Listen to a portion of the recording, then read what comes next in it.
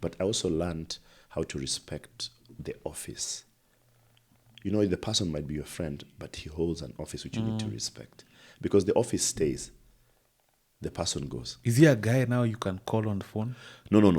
So I have his number, and I was in this PA the other day, but there are things that I know I cannot cross. Because you see, God cares about your character than your comfort. So he has to prepare you for something. He has to make you humble enough so when it comes there, you don't mess it up. You know? So God prepares us before he gives us something. God doesn't test you to break you. He tests you to make you. Tax. I earn a salary. Yeah. It feels like someone is in my pocket. When I look at my payslip. And let me throw it a bit deeper into the deep end. When guys are destroying property, who do you think will pay for those things? It is just your taxes. Okay. Yeah, I met Didi. You're not a freak off. As you can see, I'm not oily. We go now to the next room for a meal. And this guy, my guy is a rich guy, tells me, sit down here. So we sit. Stedman sits there and Oprah. It's a different thing for you to sit next to greatness, bro. Are you able to hold your fork and knife? Yeah, but now I'm just looking at her like, in my head I'm telling, this woman can change my life. She can just say, listen, you get a car. you get another car.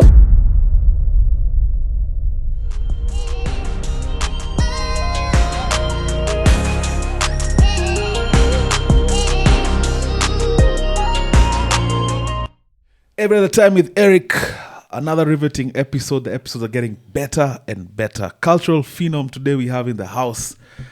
He kept time, which for me is a very big deal. If you've been watching my show by now, you know that I'm obsessed with time. It comes with a career. He came exactly on time. We're shooting at 6:30 a.m. on a Wednesday morning. Big Ted, how you doing, brother? Thank you for having me. Thank you so much for coming, man. Yes, and you should be calling me every other time. He's already said it. So although, we're living in a very unique time, and I thought maybe my Gen Z producers would not know you. As soon as you walked in, he came and snuck me. I was like, I know this guy. I'm that Gen whatever who God has favored to hang out with the different generations of people, and I'm actually privileged whenever like the Gen Zs or whatever or the Alphas notice and they go like, oh, what's up? Because I have lots of friends who are in my era who whenever we go to places, guys don't know who they are, but also the funny thing is sometimes I go to schools to speak or to do various stuff, and the teachers are more excited to see us than the students. So the students are like, who are these guys? The teachers are like, come on. They're removing their wigs and throwing at us. Let me tell you why. Growing up for me, this is pre-internet. This was strictly TV era. Mm-hmm. Growing up in Kenya, when it came to anything event, anything that was being shown on TV that required an MC, be it a local extravaganza, international guest coming in, there's no time Big Ted did not feature. And as I said this, I want my producer to put like 4 or 5 pictures of different events. Please put the good ones. where you MC'd. Yes. Your stature precedes you, not only in terms of what you've contributed to the culture, but also size. For the longest time, Big Ted was literally Big Ted. And of course, I was 168 kilograms. 168. At the top. I'm now about 105. Well, we have to talk about that because last week a friend and I, it's called Sajid, also has a very nice podcast, Coffee Pump podcast. If you haven't watched it, we embarked on a fitness journey. We're calling it Fat to Fit. So we want to go on our 6th month. Actually, this is week 1 of actually documenting. I want to get to that 105. Okay. For me, I've been there before, and then I've let things go again, and I've the speedometer. Yeah, just get married to work. To work faster. My wife's actually asleep in the other room. Yeah, no pun intended. How have you been though? How's life? Well, how things? I let me just say it's a different season, and surprisingly that this season, regardless of what it throws at me, it's a bit exciting for me. I'm very spiritual. I don't hide my faith and my love for God and my trust and belief in God. And I'm hopeful. even with everything that is happening in the country, all this suko going on, all this what we call the Gen Z movement and revolution, I think God has set up people like me to be able to now come and be a voice, where we can tell the powers that be, hey, let's not do this. But also we can tell Gen Zs and other people like, hey, let's not do this. And I think God is setting up people who the public will trust. I'm very spiritual, so this podcast. Please do feel free. I'm a spiritual man myself. This podcast will be heavily spiritual. Feel free. The Bible says that you shall find favor both with man and with God. And that simply means that God puts you in a place whereby people just understand you, even if they don't know why they're understanding you. And that favor is everything. Now, favor is based on hope. You see, hope is you wake up in the morning, I don't even know what will happen today. So I'm already here, I'm ready to go to work. I don't know if there'll be an accident. I don't know, but that's hope. Hope is actually trusting in the character of God, nothing else. Hope is just knowing that God said, God will do it, go done. So we're walking into a season which is very, very unique, even for myself, even in my personal life, and I'm seeing some movements. I've had a year of being stuck, and I was like, what exactly is going on, and I almost gave up halfway there and at some point I was like, hey, God, is this really the plan? Like, did you bring me this far just to leave me here? For a man who's been on the move 25 plus years, according at least to when I was of age to see what was going on in your life, what does stuck mean? Because from the outside looking in, it's hard to imagine that you've been stuck. I've seen you up and about all through, up until even recently. Good, man. I start by telling people that no one is immune to the trials and tribulations of life. That everybody who you see has something, an Achilles heel, which is happening to him. Think about it, you have the guy who you think is the best guy, and then they tell you tomorrow, this guy is suffering from this disease. And you're like, what? I didn't think this guy would go through this. Guy's life looks perfect. Yeah, I land Big P. Diddy. You're like, wow, this guy, hey. Then, this guy is being jailed for whatever. Like, everybody has something which they're fighting with. And we always say higher level, a higher devil. Like, the higher you go, you'll meet other devils there who you don't have. So my problem may not be a meal that day, but my problem might be I'm feeling stuck in my career. My problem might not be that you meet a guy, he has 5 million in his account, but he doesn't have peace, and everything. And a man is defined by 5 things. A man is defined, 1, by family. And that's why you see wives are very important. And if you look at anybody who is going through a struggle, a period of pain and anything, there's this family involved, either the kids or the wife. We usually anchor ourselves on that. And that's a standard procedure. If you look at anybody in the world, that will come to. Number 2 is environment or friends. You see, you cannot, and that's why we always say that if you hang around with 5 thieves, then you're the 6th one. Like, there is no way you can have 4 friends who are druggies and you're not. Show me your friends and I'll show you who you are. And birds of a feather will flock together. So you can't just have this one chicken hang out with. So what about when the birds fly? The chicken does what? It's not able to actually go with them. So number 1, number 2 is environment. And environment is key because I just moved into a new neighborhood, not because it's the most thoroughly ideal for me, but I needed to step up to a higher place. If you ever want to see a better view, and you as a pilot will know this, just go a bit higher. Yes. And the higher you go, the view is different. You're like, I thought I saw it from here. Oh my God. So if you take a guy to KICC on the roof, the guy will be like, wow, I love it.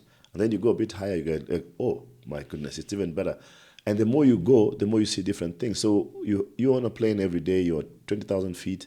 But what about the astronaut who's seeing Earth from that side? So everywhere you go, you keep seeing life differently. And all of a sudden you're like, oh my God, kumbe this thing had a shape of Africa.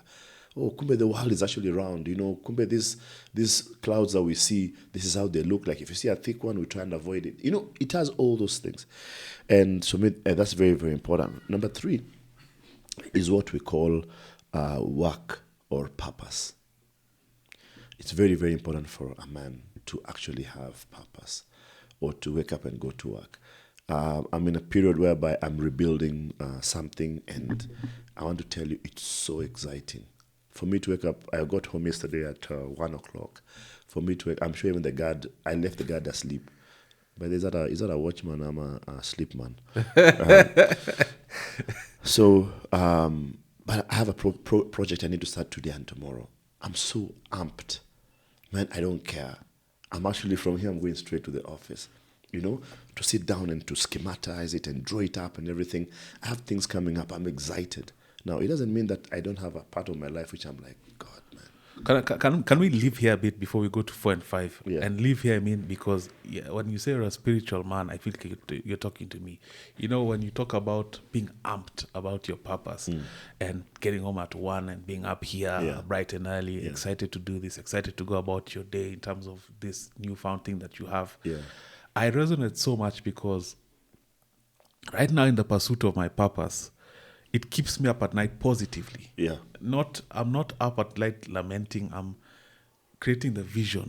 Vision bearing, drawing it. Yeah. And then I envisioned, for example, having Big Ted in studio. Here we are. Yeah. So over time, as I move and as I continue in this pursuit of my passion and faith, I am seeing things come to fruition. Yeah. And there's nothing more beautiful than that. Like, to be very honest, I know you'll try to be humble about it. Yeah. I thought about podcasting with Big Ted a while back. Yeah. And of course, I started putting the steps to get there. At first in here, I kept visioning. And at some point, I just saw an opportunity to get a lead, follow the lead, and here you are. Yeah, and my pal told me, by the way, there's this guy wants to do a podcast. Like, okay, cool, let's go and just talk. So I really resonate with what you're saying about purpose, but proceed. Yeah, so for me, that's very important. And you see, purpose keeps you awake at night, not because you're disturbed. It's because of exactly what you're saying.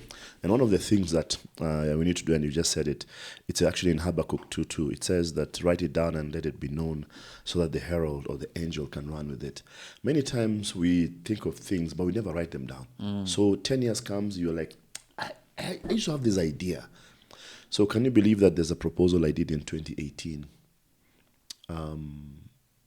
It is called the Yo Summit, YO, which yesterday was actually taken up. I wrote it in 2018. The issues on that proposal are the same issues right now. And when I was presenting it yesterday, these guys are like, prophet? Like, why did you think? And everything. But you see, that's what happens with God. God gives you a plan. He gives you a destination, but he doesn't tell you the route. Now, the problem is us guys want to see the route first, before we step. Yeah. But God is this kind of guy who is like GPS. I came here on GPS. So I woke up in the morning, I threw it on my thing. Number one, I don't even know how it knows where we're going to.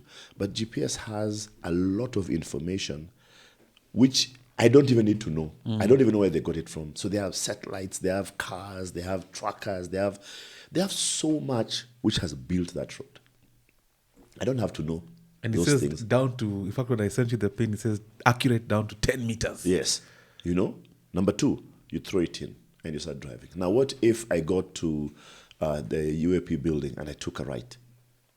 It will not be like, get out of here, you're stupid. No, how can you do this? No. It will just reroute me and tell me, go to the top. When you get to that building over there for Lenny Kivuti, come down, geomaps. Just come down and you turn to your left and you'll see Sonko's house, turn to your right and then come down here, you'll get it. And that's what God does. God shapes us in a way that even if we take a detour, he's just like, okay, calculating, and then he gives you a different direction, and everything. But the problem, which I think many of us have, even with our purpose, is we panic. Let me tell you, I am 100% convinced that my life is in God's hands. Bro, there are things which happened to me. Let me tell you what happened as we continue with this story. And by the way, please feel free. Don't feel like we are rushing for time. What happened is Juicy.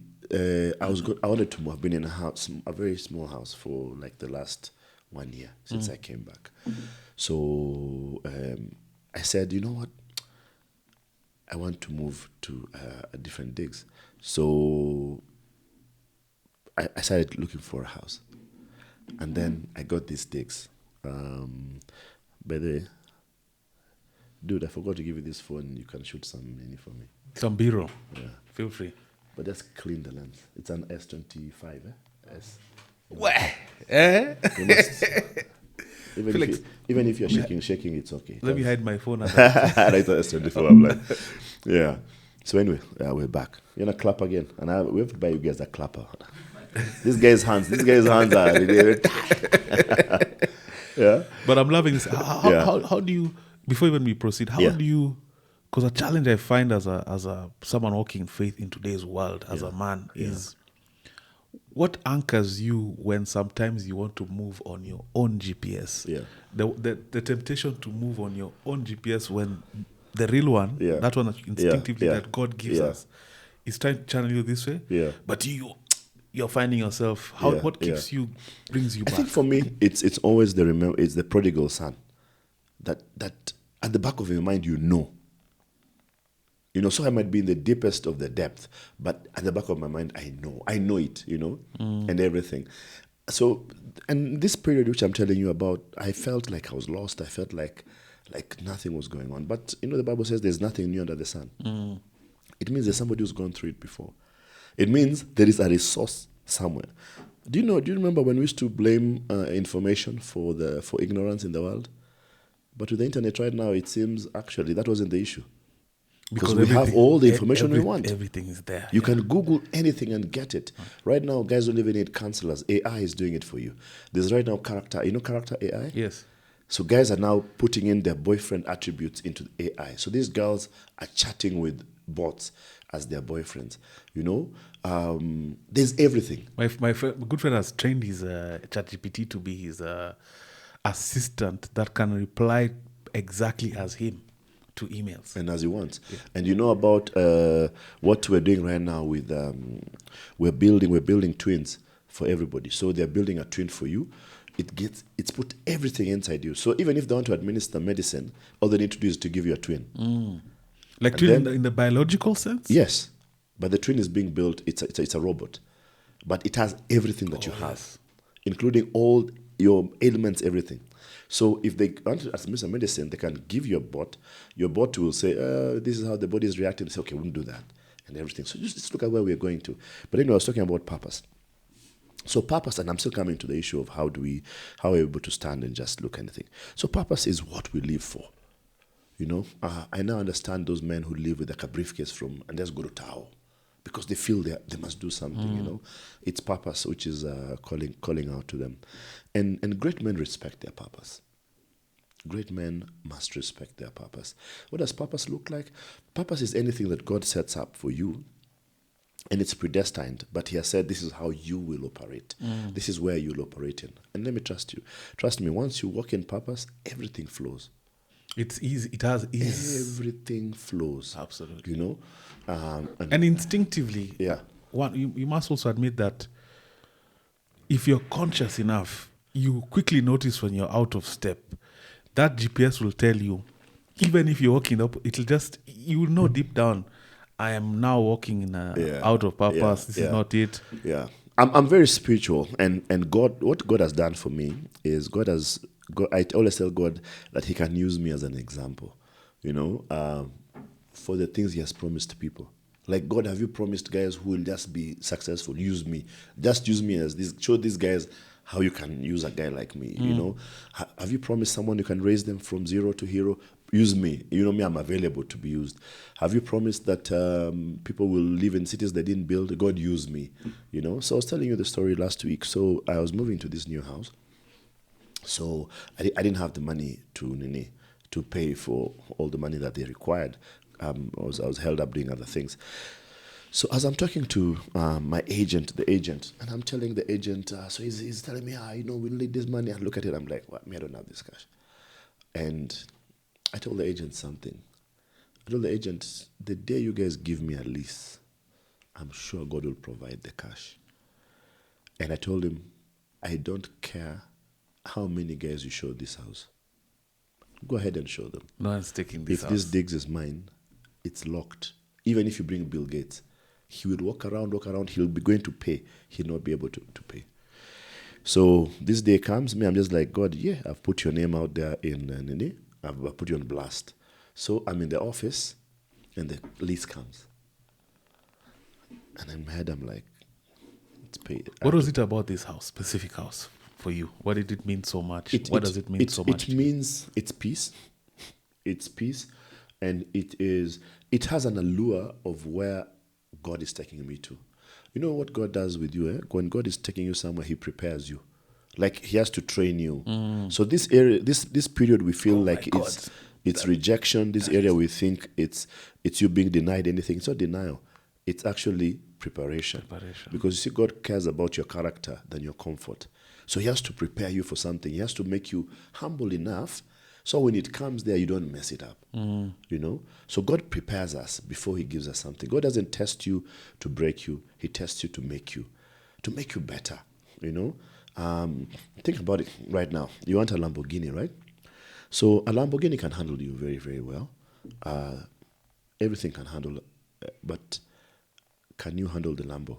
Am I ready for the Lambo? Yeah, you'll be complaining here about fuel today. Tomorrow the road is too low. The next day, a guy guarad, you kids wrote homework on the car. You'll have all these complaints. So God is preparing your environment. So when he gives you the Lambo, it's perfect. You'll be staying, I guess, stay here where they have Lambos. You know, no kid Own is compound. Yeah, no kid is choring on this car. The parking is big. Nobody's squeezing on your parking there, nganganaing for you to ingia still. So God is preparing us. Okay, so he knows he has promised you the Lambo. And did you also pick up on this retrospectively? And I'm sorry I keep giving examples of my own keep life. running, don't worry. Because it's your podcast. I'm thinking about my trajectory to here. And I can see the training school at so many levels.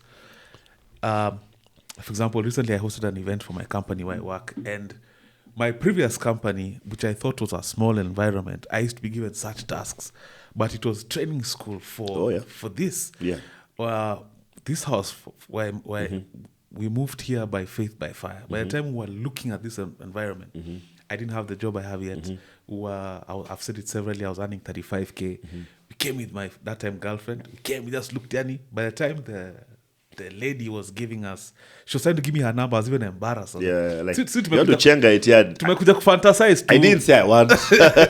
And 3-4 months later, we were moving in. Yeah. And all those experiences in the past 3 years, I struggled with addiction for many years until I conquered it. And all those years, nowadays, I just see what it was for.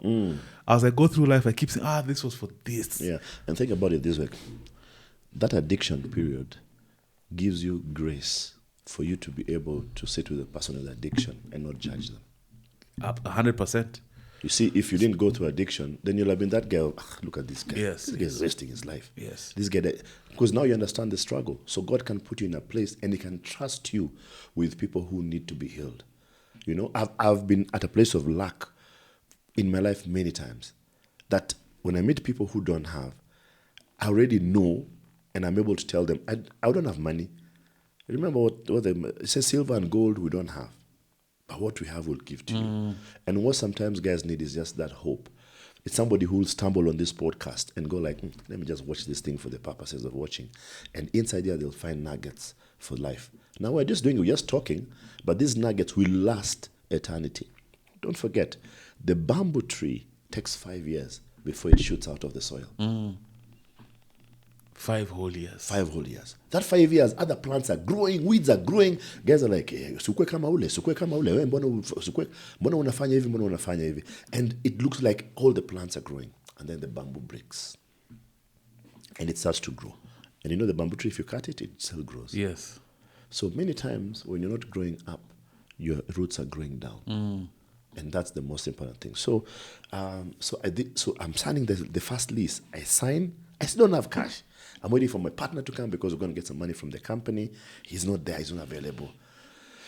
So I'm like, okay, I'll just sign this thing just for PR, you know. Whatever happens. The guy calls and goes like, there's a mistake with that one. I'm sending you the correct one. Because I have a dog. So they put that story of the dog. Okay. I signed the second one. The guy goes like, hey, but you know what? That was another PDF. So this is the final one. We're promising this is the final one. Sign it. I sign. My phone rings. It's my bank manager. I pick up. He tells me, Ted, there's some money which has come to your account. Were you expecting some money? I'm like, yeah, I've been waiting for some money like for 5 months. He says, yeah, it's finally here. In that moment? Yeah. Wow. I ask him how much. That's divine. He tells me. I cut him, I call the agent, and I conference the bank manager. And ask the bank manager, what did you tell me? He tells me, no, we've just received your money and everything. And I tell the agent, I told you, God will provide the money the day I sign this contract. Now, what if God was waiting for me to act in faith so that he moves? You see, it's only faith that moves God. Not crying there the whole night, lamenting, so you're complaining. No. It's just faith. It says without faith, it's impossible to please God. So God is waiting for us to walk in faith. God is waiting for you to see things even before they happen. God is waiting for you to come to this house, and then he'll connect something in your heart with the house. You saw many apartments. And then he connects, and then all of a sudden he gives you peace. So you're trying there to negotiate with yourself, like, yeah, I don't have these tunes and everything. But God is saying, wait, listen, I'm not giving you these dreams based on your budget. It's based on mine. And this is what I have for you. So that house that I saw was just perfect, bro. You see that day, that immediately, I transferred the money to that account. I called the mover. I told the mover, listen, I told you Thursday, you're moving now. I called the truck guy. I told the truck guy, take stuff. He's my boy. Yeah. I haven't even paid him till today. This is a week ago, by the way. Yeah. So you're week old in the house. Yeah, I call everybody. I'm like, listen, take. And over this weekend, on Sunday, is when I sat in that house. On Monday, during the holiday, I sat and just looked at the house. And I just told God, I'm just grateful. So for me, I move in faith. How am I routed in the things of God and in purpose?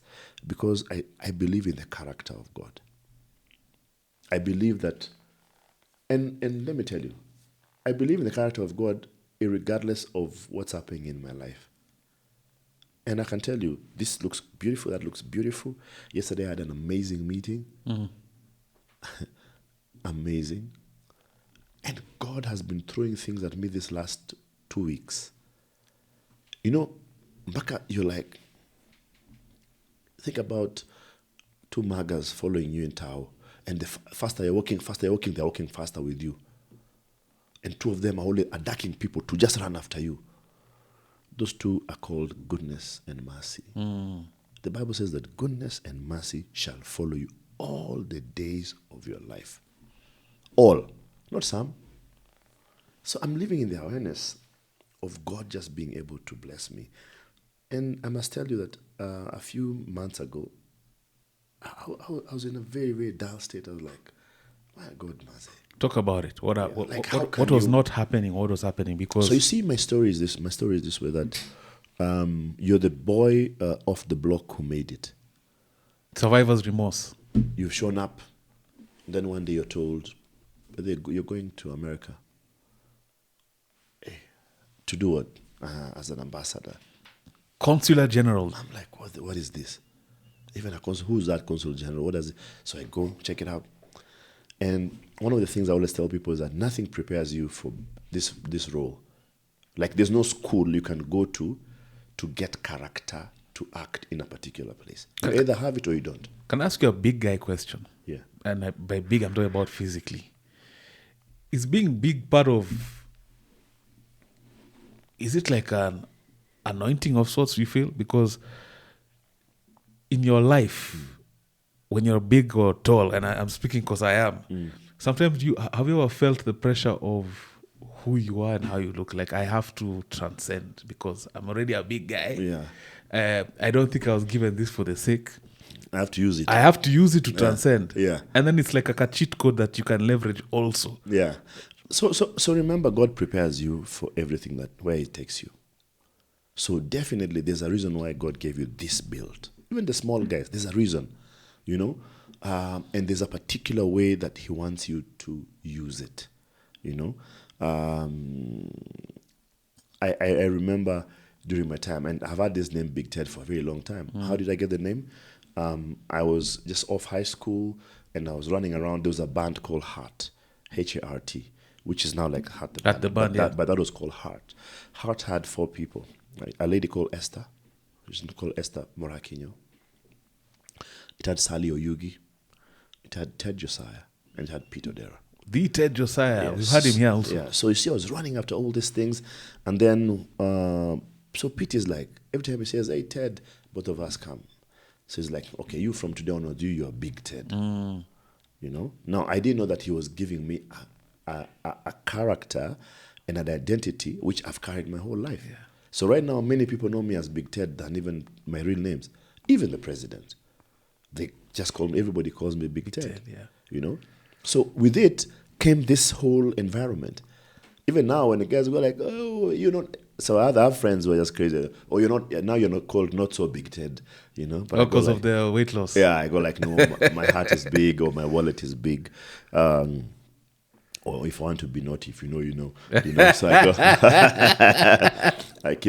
I keep throwing it in there. But it gave me an ID, but also at the same time, it speaks to something inside my mind. So I'm like, you're bigger than this, you're bigger than that, you're everything. So there are things I can't do.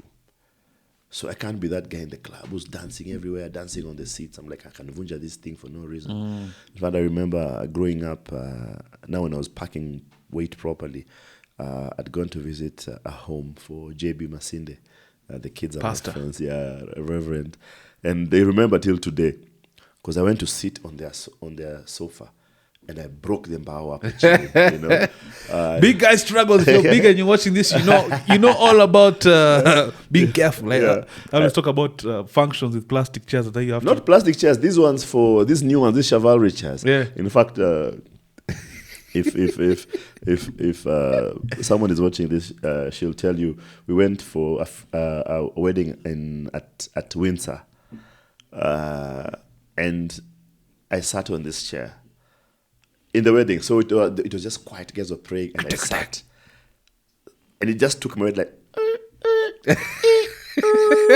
So everybody just turned behind to look. Who's that? And that time, you know very well. You know, some of us have very strong leg muscles because we're always at ease. We never sit with our legs apart because that is due what. No, it is just in case this thing gives way. Even right now, as I'm seated. I remember flying to Masai Mara in one of those small planes, and you know that those planes, the pilot is also the air hostess. So those three-seaters. So it's like, anybody need? So it's almost like an extra seat belt. And it's passed to me at the back. The extension. I'm alone. I'm the one who's balanced the plane. When we sat, they had to tell some guys, and I said, where we can't katikati. You know, you're the one who will help us with wind. That wind is blowing northwest. So be on this side to Shilia, then they get You're the center of gravity. Yeah. Yeah, so there's that. So going back to the first story. So I believe and then the other thing which balances man is God. Let me tell you something. Without God, we're nothing. And people might, like right now the world is trying to call it, the universe, what and everything. It's God. New Age. All those things, guys, it's just lingo guys are using at the bottom of everything, you know? I saw this on the atheist page. A guy said, thank God I'm not one of you. And the guys were like, thank who? You know? But where does God start for you? Where does this very prolific, resolute faith start on your journey? Like, where did that? What's the origin of this? Because originally, of course, like I said in the beginning, we knew Big Ted before this version. Yeah. Was what are they called? What's the term in Christianity? Secular. The secular guy. Worldly. Yeah. But even then, my belief and faith with God has just been the same thing. It's just now more pronounced because I'm no longer embarrassed. I'm not, like, he has proven himself so many times, even when I did not even deserve it. But you see, that's what favor is. Yeah. You know, the Bible says in Mark that therefore approach the throne of God with confidence, so that you may find mercy and obtain favor in your time of need. So what is grace? What is mercy? Approach the throne of God with confidence. Think about it. You've made a mistake. You're not good enough, but you're being told to approach it with. How do you approach it with confidence yet you know you've messed up. But that's what it's saying. Like, irregardless of what you are, you just come. Yeah. You're one of us. Just check in, so that you might find mercy and grace.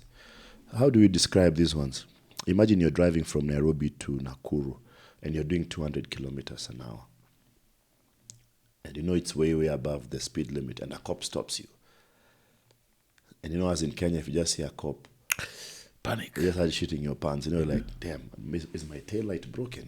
Do I have, for a girl like you, do I have weed in my pocket? He looked at you like, did you tell him?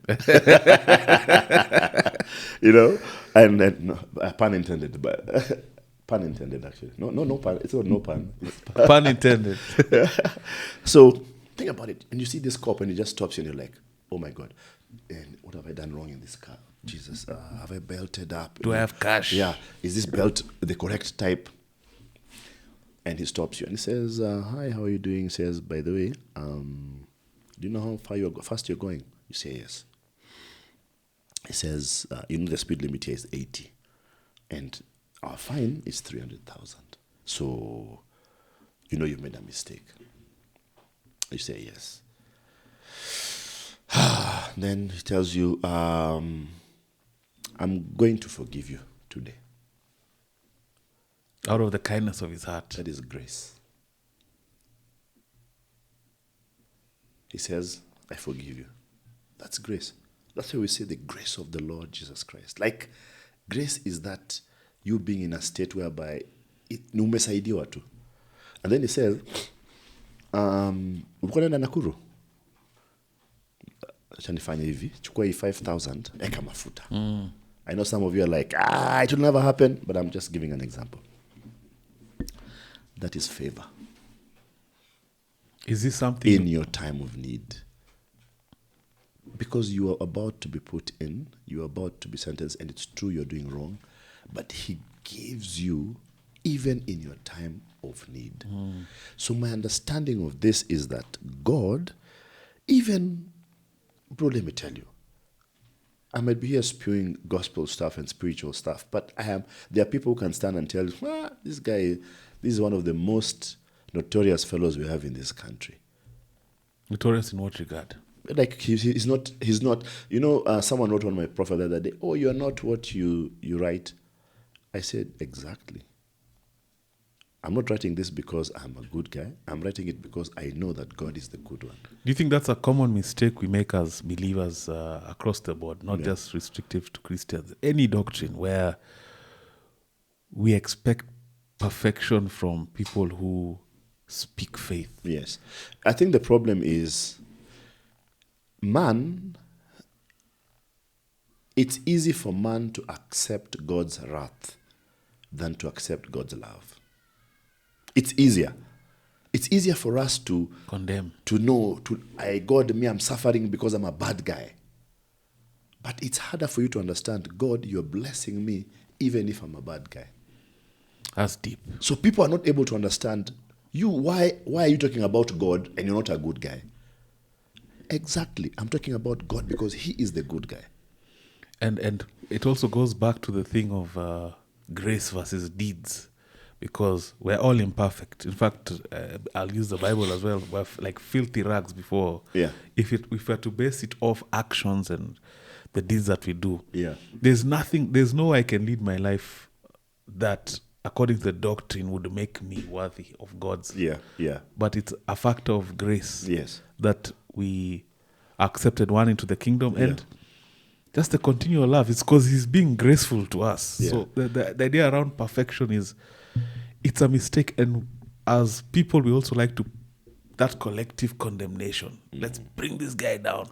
So you are saying you're like this. Now you're saying you're like this. Yeah. You know what Schadenfreude is? The Swedish word? Schadenfreude. Schadenfreude is the psychological state of you finding pleasure in somebody else's misery. And it's innate in us. That is why you will only judge somebody else according to hata mimi sifanye makosa kama ule. Mimi sikulani kama ule. I'm not cheating on my girlfriend like ule. Like, it's always somebody else. Like, your benchmark is somebody else's misery. Oh no, mia. Wewe unajua onyi vile anaumia. You know, so it's always somebody else, you know. But don't you think that we also use the same shofar on God's promises? That I want a podcast, but I will never pray for God to blow up and give me a studio. I will always think that God, so you are my benchmark. God, you see that every time with Eric, God, I want a studio like that. So I want my blood, it's benchmarked on you. So God never receives any original idea. It's always like, God, you see that car Nani drives? I want like that. So you'll never ever hit above that because that's the level. But on this issue of God, let me tell you, I decided that I will live my faith loud. I don't care. I'll be in the club. I'll be in the deepest dungeons of life. Man, I will declare God inside there. Why? Because look at this guy has been with me when I'm good, when I'm bad, when I'm here, when I'm there, and he keeps on showing up. It's a constant. So I'm just gonna tell guys about him. It's the same way if you have a good guy, you'll always be like, now, but I'm on this podcast because I was referred by another podcast, right? So it means shout out Moaf. Yeah. And Moaf is my boy. So Moaf is like, hey, you come. I also refer people to Moaf. I'm like, you want to do what? Call Moafrica. Oh, you want to do this? Go do that. You know? And he knows. And I'm sure he told you, I'll talk to him. He's a real legend. Yeah. A real resource so, as well. So anytime you're in a place whereby I'll recommend God. So for me, for the next, your podcast of life, I recommend God to you. Like I have no other benchmark apart from God. In life, you can only refer to something which becomes your point of reference. So for example, if today I came here at 6:15, right? So the benchmark will always be by, unajua Ted alikuja hapa 6:15, hata wewe lazima ukuje. So it becomes a benchmark. So what is my benchmark of provision? What's my benchmark of a being coming through for me when I don't deserve it? My only benchmark is God. So I don't have any other way of putting this. I cannot say the universe, I don't know what that is. You know? And back to this thing, because we were talking about this thing before. Dark Vader. I believe that God speaks your language. Have you ever thought about your guy in Shags, uko deep in Ukambani, your Yorela who doesn't speak English? Like if God speaks to him in English, the guy will be like, he'll be like, what's going on? Like, I don't know what this is. So God will speak to him in Kao. It's exactly the same way with the things that we do and the things that we don't do. Over the last 1 year, I told you I felt my life was stuck. What God is doing for me now, daily, bro, daily, He is speaking my language. How does He speak my language? I see God coming through in different things. So I might be praying for this part, but God answers this part. So I'm having this issue in my life and I'm praying to God, God, come through, come through. God gives me a digs. I'm like, God, I like the digs, but what about this other one? God gives me Jobo. I'm like, God, this Jobo, God tells me, Skiza, I'm giving you favor with man. But God, what about this one?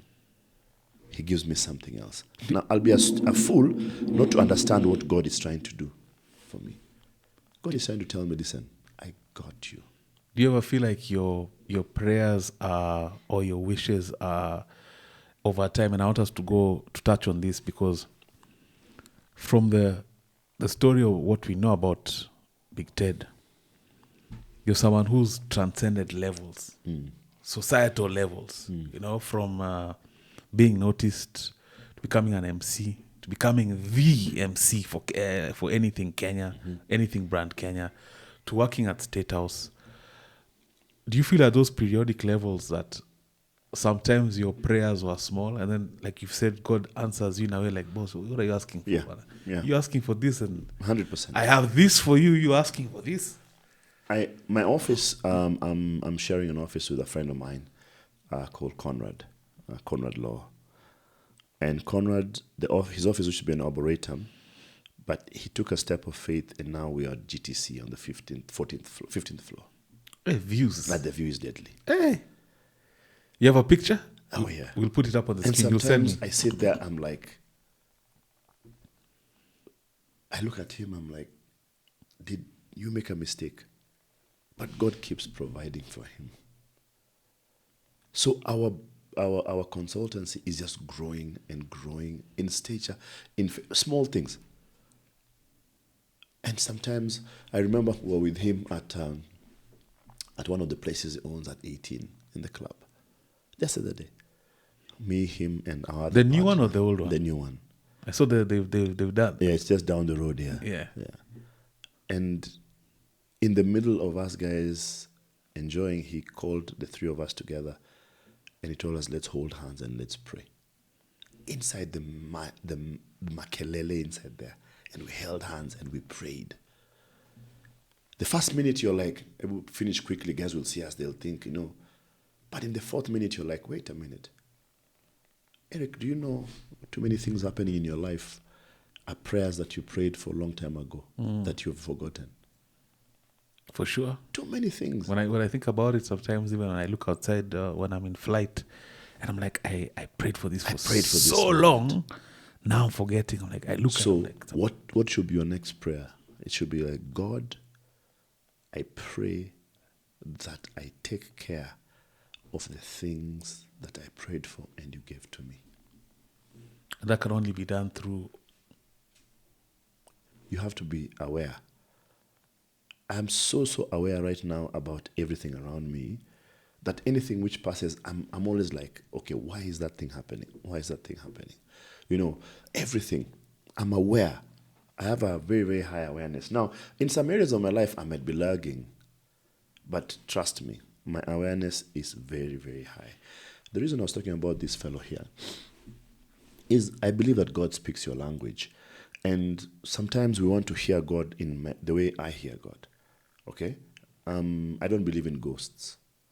So which simply means God cannot even appear to me as a ghost. Because I'll be like, what story is this? You're asleep. But I believe in signs. So, I get the digs. For me, it's a sign. For you, it's like, see, but you're looking for a house. But for me, I know what went to that. I get a call for Jobo. For you, you're like, you're Big Ted, so you'll definitely be called. But in my head, I'm like, no. I see what you're doing, God. I get favor to do something. For you, you'll always be like, but you just came as an ambassador. See, they have to call you. But guys don't understand my struggle.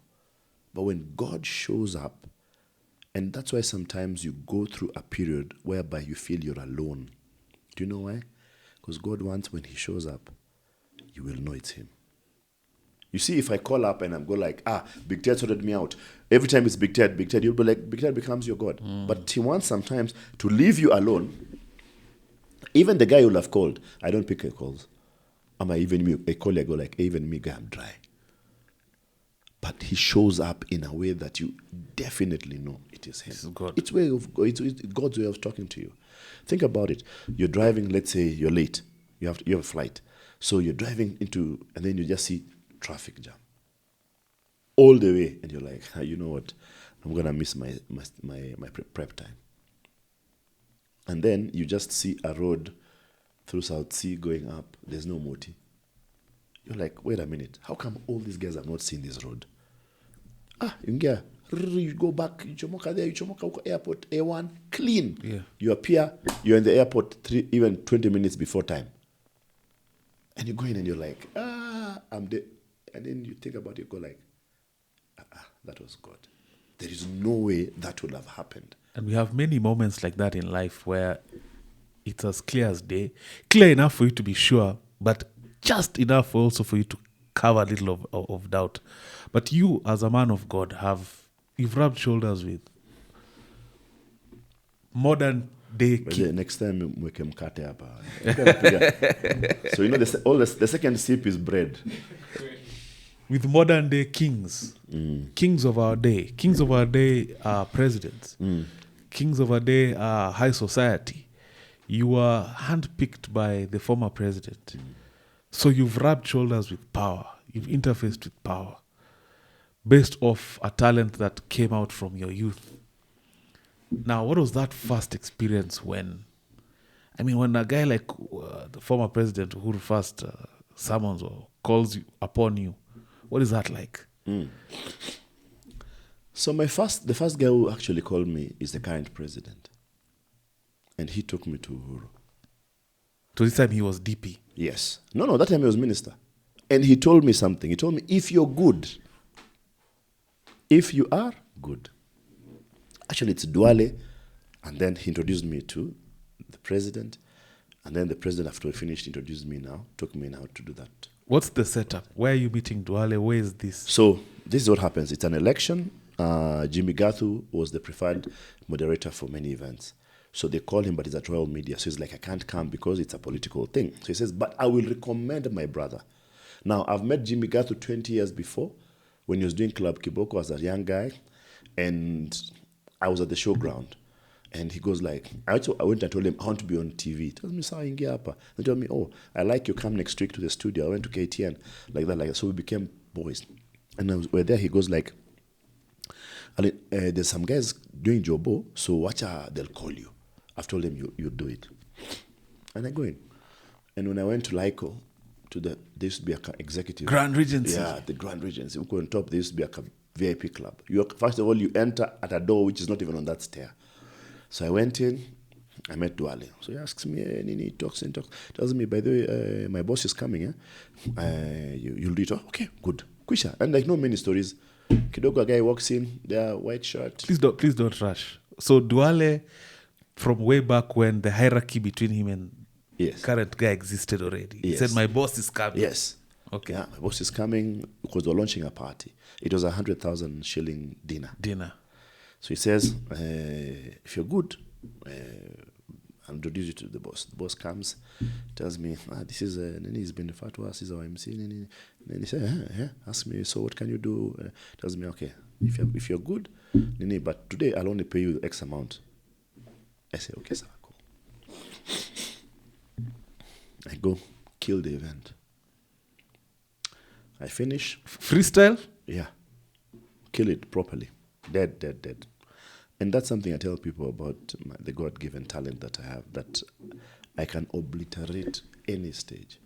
I don't care who's there. Do you still get called up for events today? Do you have to turn down events? I want to turn down, but guys think I'm too expensive. By the way, guys, you can afford me. Hit me up on my email, tedquacker@gmail.com. We'll actually put the details right there. Yeah. But then I left social media just the other day. And any spillover you get, maybe you feel an event is too small for you. I just started getting my feet wet. Swing them my way. If it's a contemporary event, English, limited to English, throw it my way, I can kill it also. Kiswahili 0. Kiswahili nitajaribu hapa na pale, lakini if it's too deep, don't send me to Kisauni to host a... That one calls Swale Mdoe. Tell him to go and tandika that thing about his own. So we did the event, we finished. And this is what I always say. I always say everybody has a unique thing about themselves. Everybody. Trust me, even a cameraman. Like there's a cameraman you'll always want to work with because there is something, that's the way he handles that camera. You know, you're like, you know what? This guy is doing the right thing. So sometimes we allow the small things that we do, but trust me, guys are watching. Guys are watching how the plane is run. So I have OCD. I want everything very, very organized and very, very detailed. So somebody looks and says, you know what? I like the way this guy is doing this thing. When I go to an event, I go like, listen, this event is about you, not about me. So I'll talk less. You talk more. Because sometimes the MC wants to hog the whole mic. Guys are like, did we come to watch you perform? Or, you know, you release your own album. It's a Big Ted special. Yeah, you know. So I finish, and then they introduce me. I go and do the launch of TNA. And so this is 2013. Yes. So we finish that. So TNA was now merging with URP. So that was the big event. So these other ones were small, and then the big one. So nobody calls me for the big one. So I say, I go, I'm at home. But when I did the first one for Uhunye, I didn't charge them. They asked me how much do you want. I said I wouldn't do it. Why? In my head, I was like, all the powerful guys will be in this room. All the powerful guys in Kenya are going to be in this room. This is the son of a former president. All the rich guys, all the billionaires will be in that room on that day. And sure enough, they were. Now, I'm not of their tribe because TNA at that time was drawn mainly for people from Murima, you know, but I'm this Django guy who is also has a small mastery of Kimeru, Kikuyu, you know, Kale, Kamba, and they're like, well, this is the kind of guy we want. You know, he's witty, he's funny, but he delivers facts. He knows about God, so he's able to balance the whole mood in the room. And that's the one thing about being a good MC. You must be able to carry the emotion of the room. Either with your voice, so you can deepen your voice when you want to deepen it. You can slow down the delivery, or you can be very, very fast if it's something that you want guys to catch up. You can carry the mood of any room. You can go to a funeral and have the time of your life. Guys are dying there laughing, maze. Oh, that's an oxymoron. Guys are dying there laughing. It's a funeral. So guys can be there laughing, including the widow. And she's like, yeah. And you lift everybody's spirit. And guys go like, you know what? That was a celebration. But you can also be the guy who now makes guys there just go like, wow. Now even let me cry more. Okay, Nani. Even these MCs now even amalized us. So I'm at home. I used to live in South B that time at Hazina. So I'm at home. The event is tomorrow on a Sato. So I'm called on Friday at about 3. So this guy tells me, oh, by the way, Ted, where are you? Are you free? I'm like, yeah. They go like, we have this event tomorrow. Can you come and MC? But we need you to come today for us, a rehearsal at 6. I'm like, the guest goes like, please. Kata. The next guy who calls is my big brother called Bruce Odhiambo, the late. So Bruce calls me and tells me, Ted, where are you? Come now to KICC. In my car, KICC. I get there, I find guys are in crisis mode. What happened? Uhuru Kenyatta came with William Ruto for a dress rehearsal and found a different MC. And they said, we don't want this guy. Call that guy who was there last. Send this guy home. And it's a big popular guy. So they go like, this is a guy we want. So now those guys ask me now, how much do you want? You must always learn how to give value. Because people buy value. Yes, absolutely. Everybody has talent, but value. Once you communicate value. Value. I told you about the note. The value you attach to a piece of paper makes it currency. That's why tissue is not money, because there's no value attached to it. So when you attach value to anything, even to this guy, we were talking about it earlier. Yeah, it can be an idol or it can just be a memento. So the value you attach to it.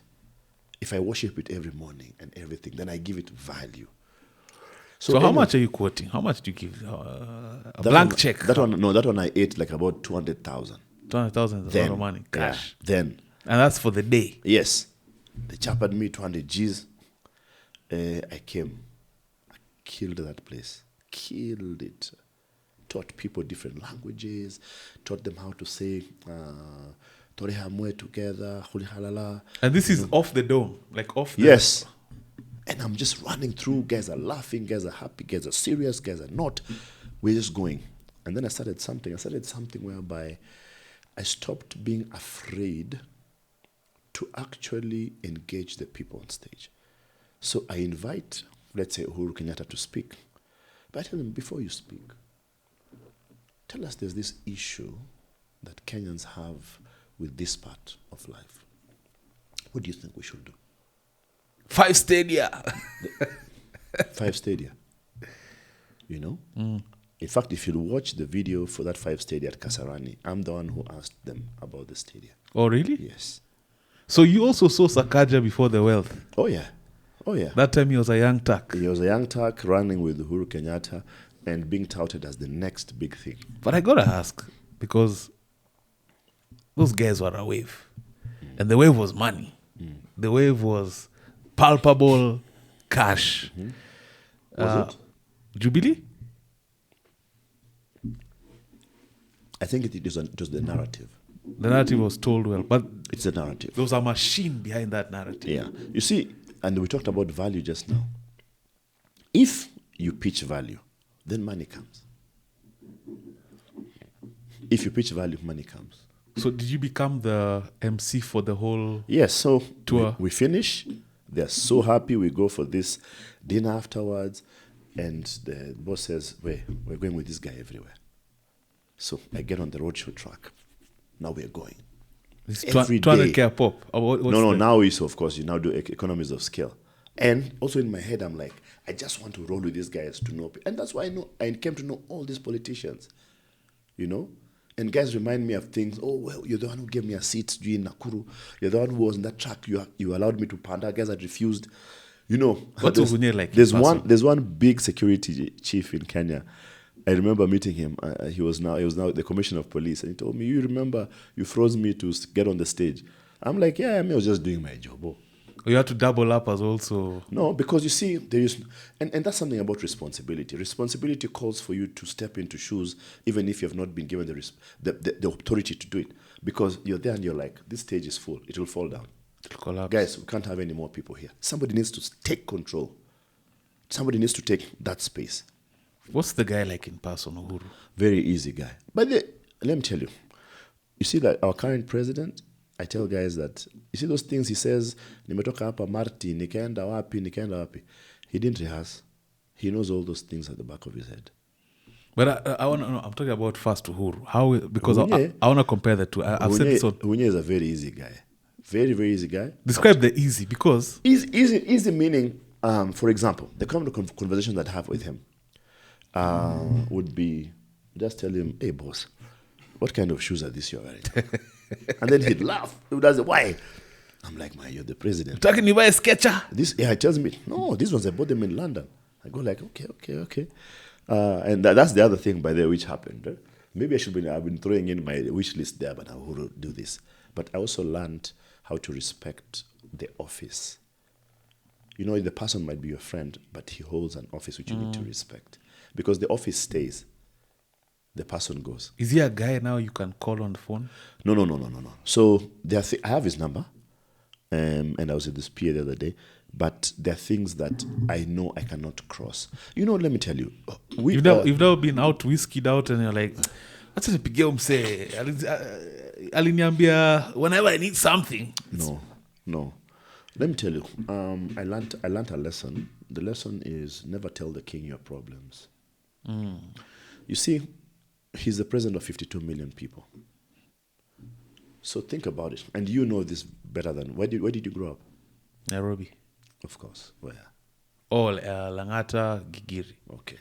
Yeah. Only punk. Think about it. If you ever go back to the hood, there are guys who, if you see, you know, this guy wants to withdraw. Absolutely. Even an Anke, even in Shags. Yeah. A guy he's just coming, you're already showing himself. Shit, do you have a kaso? Hey. Kona katao, kapunch? I have a G. This guy now wants a sock. I can't. He'll bring change and I can't show him I have the whole G. And you always want that the people around you or the people at the top not to look at you as a problem. Why? Because they're dealing with so many other people. So many other people. So think about it. 52 million people, if everybody comes and everybody is always on his back of nipatie. What do you want to be? Do you want to be a guy who, if you see, and you have guys who, if you see him, you're like, hey, come. Like, you want to go closer to them, and the guys you run away from. I want to be the guy who, if you see me, you'll always want to come closer to me. Why? Because we shall discuss solutions, we shall discuss God, we shall discuss purpose, we shall discuss family, we shall discuss how do we make ourselves better. Not always retrogressing and trying to withdraw from each other. That's what the kind of guy I wanted to be around these people. I never ever asked him for money, never asked him for a favor. And how do they, comparatively, because I've always said in the psyche of the people, I always feel like how a president carries himself. Those small nuances, kucheka na watu, salimia guys, high fives, versus a very serious demeanor. That niceness that Uhuru seems to get praise for, it permeates through the whole people, you know, where it can almost even forgive you for scandal because he's a nice guy. Why does it seem like the current guy is not as good? So the current guy has a lot of energy. A lot. But there is a guy who can show up here. To arrest me, ama? No, he can show up here and tell you, hey, let's do this thing, bana. Ama he tells you, hey, so you call me for your podcast. He's that kind of guy. He's the kind of guy who he'll give you job, but show up 2 hours to find out if you're doing it. And anybody who's working for him right now is having a problem. You can't have a lazy guy right now. They're in trouble. Because, as told you, number one, all these things he's telling you, nilienda hapa, nikaenda hapa, parme, nikashuka, nikaenda Katulo, those are things he knows. Let me tell you a story. When we're doing our campaign, second term. So we at Statehouse, Eldoret. And that day we had planned to go to Western. So Unye wakes up, him is doing another different meeting. This guy tells me, by the way, I think before he finishes, it takes about 3 hours. Let's go chap a road show, we come back. So I'm like, okay, we follow this route. He tells me, Huko, there are no votes. Let's go this one. So we go stew where, we go where. He's the one who came up with this idea of Prados with speakers on top. But as we speak today, yesterday, Moses, infamous, put him on the screen, tendered his resignation. Mm-hmm. What's that about? Well, there's alignment. And alignment comes in many ways. And I was trying to explain to some Wazes, Juzi, who are very emotional about different things. Politics is about interests. Politics is about interests. And you can decide, if you're in Nyanza, you'll either go against the wave of ODM or join ODM and then do what you need to do. So if you know, you know. But you seem, and it's Kenya, we always somehow end up at politics because it's part of life anyway. Mm. You seem to vouch for the president quite a bit. Mm. I don't know if the yellow tie has anything to do with it as well. But right now we're living in a very peculiar time, you know. And you can record this. There's a Gen Z movement, of course. There's people are disgruntled with governance. People are disgruntled with what was promised versus what is there. Mm.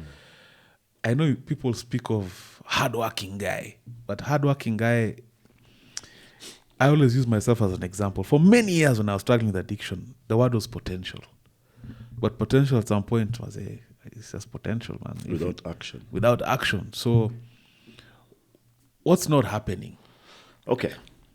So from my understanding, and by the way, I am not a civil servant.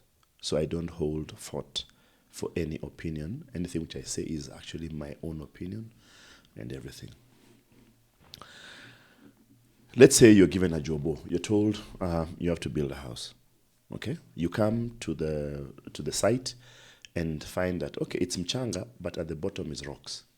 But somebody had built a house there before. So you're like, you know what I do? Let me bomoa this house. Let me dig down. You start digging and find it's rock all the way. You're like, what? I already bomoed that house. I have to build these digs. Mm. So, guys, we have to dig deeper. We watch bana. You told us we'll jenga this thing, bana, as we don't want to build that rock. One time. Guys, we have to build this rock. You know, this thing. So you start bomoing this thing and getting these guys to bomoa. Of course, guys are disgruntled. You know, because guys had hoped this building will rise up. But you're like, guys, if I build this thing, it will bomoka. So you want your legacy to be different. And then there are guys who decide, I don't know if you played rugby in school. Barely. I was more of a soccer guy. A soft guy. Girl police station. No. Soccer, swimming. There's always that one guy who we know, we give the ball, he'll run through the defense. Like, we've given him to bomoa these guys. Kenya, for a very long time, we've been saying that we needed a benevolent dictator. Kagame of sorts. Yeah. In fact, guys usually refer to Kagame. We needed somebody, because everybody, and this is my own personal opinion, all of us know we're indisciplined. I was driving in Langata Road the other day, and Amatri is driving on top of the flower beds. I tried to block it. Other three appeared from the back and took the wrong route and went. There is nobody else on the road who stopped to stop these matris. They went and disappeared, Ukombele, and went. I'm like, it's irritating, you know. I come to traffic lights. By the way, in Kenya, they should be called, not traffic lights, they are traffic suggestions. Suggestions. Yeah, like, it's red, but if you want to go, And when you try following in front, their guys start honking at you, bana. Like you're like, it's green. I guess like, where Peter up wacha kutusumbua. There has to be that person who'll say, you know what, guys, let me try and sort this thing out. You may not understand what I'm trying to do, and maybe that's the problem. Because the people have to feel like they understand. I think that is the problem. No, we feel entitled to understand. Your dad used to tandika you. You're like, you old man, bana. You're an old guy here. You're sumbuaing me, bana. But haven't times changed? Doesn't governance have to be communicated for you to continue? Not necessarily. But doesn't that now culminate? Not necessarily. I think what has happened, there's a global movement, and one of the things I keep on trying to tell people is, okay, yes, by the and I must admit that some things I think Gava has thrown bow, and there are things which they are doing correctly. For example... Correctly, let's start with correctly. Correctly, for example, right now, why isn't anybody in campus complaining? Is that, are you saying help was sorted? It was. Okay. It was sorted. 10% bursary for everybody. Parents are paying 90. Of the 90, they can take a 50% loan. So are you telling me that the problems that are crippling this government are PR issues? The problem with the government... PR? Yes. The previous dispensation of Mr. Uhuru Kenyatta, despite all their shortcomings, PR. Whoever they had subcontracted. Even Kibaki's was PR. But why is this guy shindwa even PR? So, hata PR amelemewa. Let me tell you, that means there's a big problem. Let me tell you, I think what's happening. This is the first generation in history to live in full disclosure of everything. Information. Do you have Kibaki's number? Do you even know where he used to stay? Do you think with the scandals that guy had, you'll have to abort this one? We'll have an for him, his store there every day. But how come all these guys we've never been able to put their linen out? This is the first generation living in an era of information. The first generation. Governing in an era of information. So you're governing, but all your mistakes are in the public domain. All your wins are in the public domain. Like there is nothing you can play PR about. But Traore is governing in the same era. You don't live there. But we're telling you guys that the story about Traore, you guys are not understanding. You think a guy can just rise up and take over a nation? No, realistically, it's probably some proxies like Russia. Of course. So already it spoils whatever you're telling me. But there's a net positive. No, all you're saying is... But then let me tell you something, guys. And I love where we've come. I think personally, there are too many things that the Gava has done. But we are living in an era whereby people are demanding more. Shifsha failing? Bro, let me tell you something. And that's one of the things which Gava has to sort out. And it's being sorted out. It's a big one, and they've been saying they're sorting it out. Tax. Big, I earn a salary. Yeah. It feels like someone is in my pocket. When I look at my payslip. And let me throw it a bit deeper into the deep end. When guys are destroying property, who do you think will pay for those things? It is just your taxes. I saw a guy digging a road yesterday. Did you see that thing? One of these demonstrators. We'll put a video on this. Yeah. Do you know what I said? I said, this is the height of stupidity. So this guy's wife will be sick tomorrow. She needs to go to Hosi. That road, to repair that road, will cost us millions of shillings. And it can be eaten, part of it won't be done well. That road is like that. But Big Ted, you're a very exposed guy. You are the ambassador, Consular General to America, representing Kenya. You've seen when society looks, is, hata kama cosmetically, LA looked amazing, didn't it? Oh, cosmetically. Talk about cosmetic. Yeah. Like, I am a beneficiary of something like Expressway. Mm-hmm. A lot can be said about the costs. A lot can be said. SGR, a lot can be said about the cost. Mm-hmm. But it's there and it works. And we use it. You probably benefited of Expressway. These guys have been shinward to even purport to have done something. And that's amazing. That's a new level. So because we're here, I want to give you homework. I want you to find out about the fuel levy. The one that was in the previous regime? The fuel levy, which right now is being for roads. And when you find out what has happened about the fuel levy, you call me. Find out what happened about what it has done to the pending bills. Why do you think the Kenyan shilling is stable? Some people say it's an artificial thing because then it's PR. Because they were saying when there were some serious shockwaves in the world, I can't remember what event happened where everything moved during the tariffs. The dollar stood in Kenya, the Kenyan shilling stood strong, which apparently could not have been. But we're in the era of information. See, the same guys can go and find out what has really happened. There are things which Gava is doing well. There are things which Gava is not doing well. Agreed. What and where we stand right now in history is what next. The problem that Kenyans have is we are too polarized by politics. That it's very easy for me to throw a spanner into the works. Now, let me tell you, everybody has a right to their own opinion and how they want it.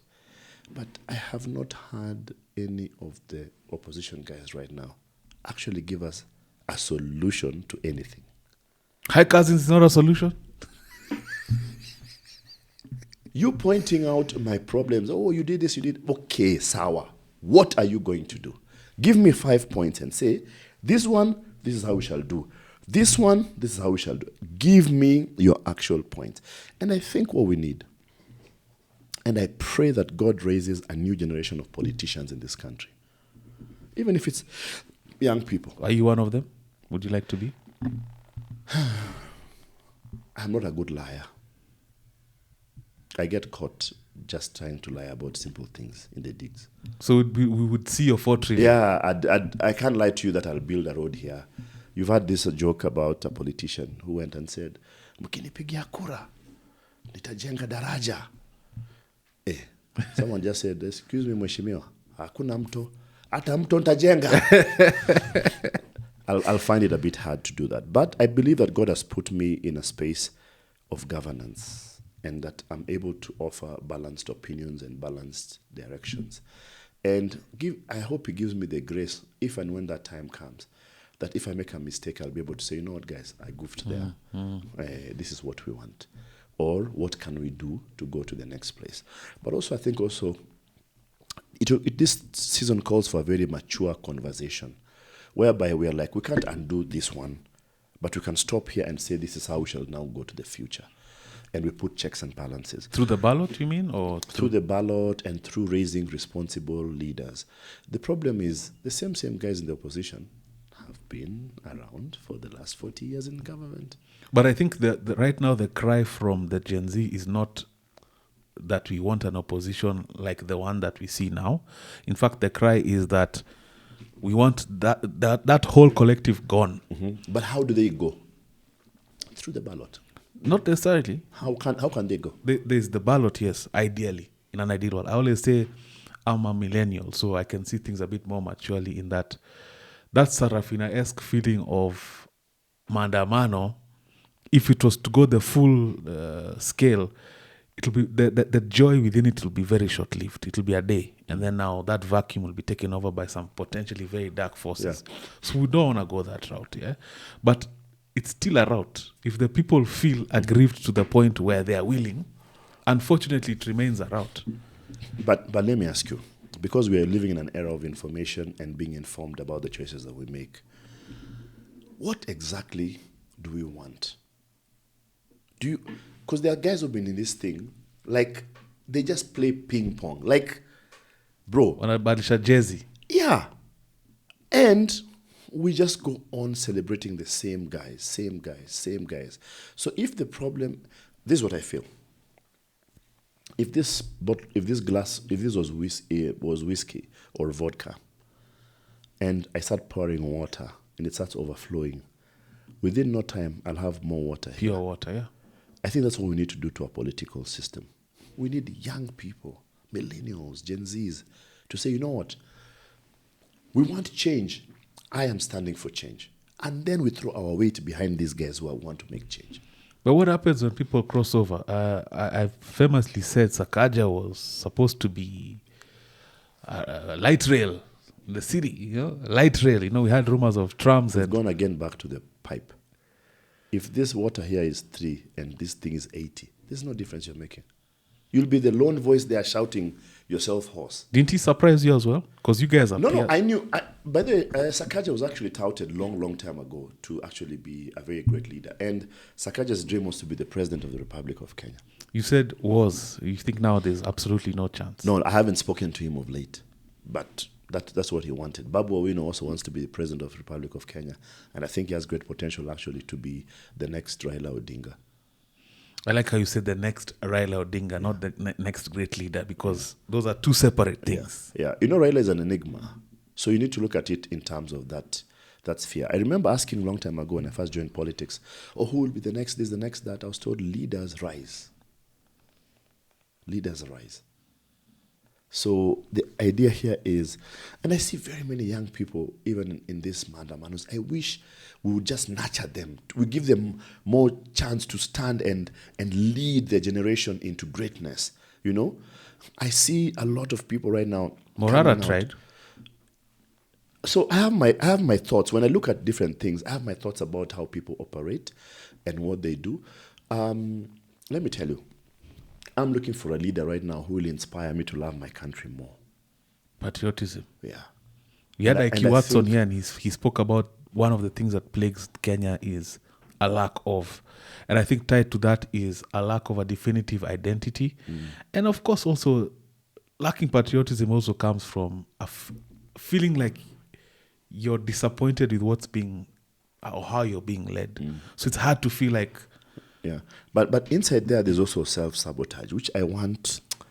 I've traveled. God has blessed me to travel. You're going to record the whole thing?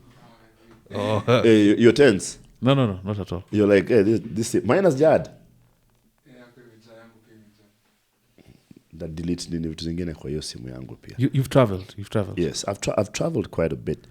And I landed in Statehouse and I was like, hey, this place does not look like Statehouse. In fact, I remember the route we used from the airport to where I was staying in LA. I asked those guys, are you sure this is LA? It's Japad. You guy. Homelessness. Yeah. Fentanyl. Drugs. You know, it's like being in West, but you're seeing something else which is not meant to be there. It's like the Hollywood Walk of Fame. It has a lot of homeless people. It's spending of peace.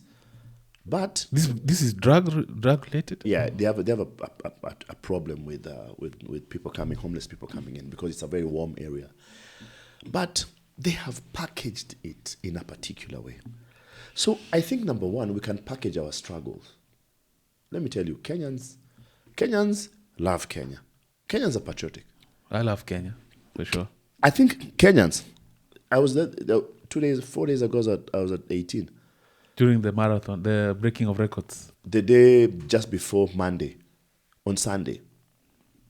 They have some good food there, but I'll take you there for some rice. Yeah. I'll hold you to that. Hold the bowl of rice. And the DJ played Kenya only. And the whole place went up. People removed their phones and they were recording and they were singing Kenya only. Daima mimi. Kenyans love their country. But I think there's a place whereby we reach and we start self-sabotaging ourselves. Kenyans are the kind of guys who we want to see you win but not win too much. Usishinde sana. Usinishinde pia. You know? So we support... Is that a Kenyan thing or a human thing? It's a human thing, but Kenyans are really, really pushing it. We support Omanyala until he runs 10 seconds. And we're like, this guy is heavy. This guy ameja hapo ndani ya nini. And we tweet him, ameja hapo where kwende huko. One of my girls is Majimbo, you know. She was there doing jokes. Elsa. She's my girlfriend. I'll bring her on the show. Please. Yeah. So I'm there. She's there tweeting, doing COVID, laughing. You guys are like, you're not even funny. Steve Harvey and Beyonce disagree with the... All of a sudden, pam. She's big. Bro, let me tell you, she's a star. I have sang out with her. She's not normal. She's not in this stratosphere. She's paid to go for gigs. Paid good money. And she has a gig daily. All of a sudden, we're like, wait, Majimbo Bana, you know your hours. But we just... Guys had rejected fraud. So one of the things I think we need to do as a country And this, I'll also lean on technology. You know, AI is collecting data on everything that we put in. LA, there were riots the other day. Yeah. Did you see those guys pronounce it as much as we've pronounced ours? Oh, by the way, let me tell you, Kenya is the country with the highest screen time in the world.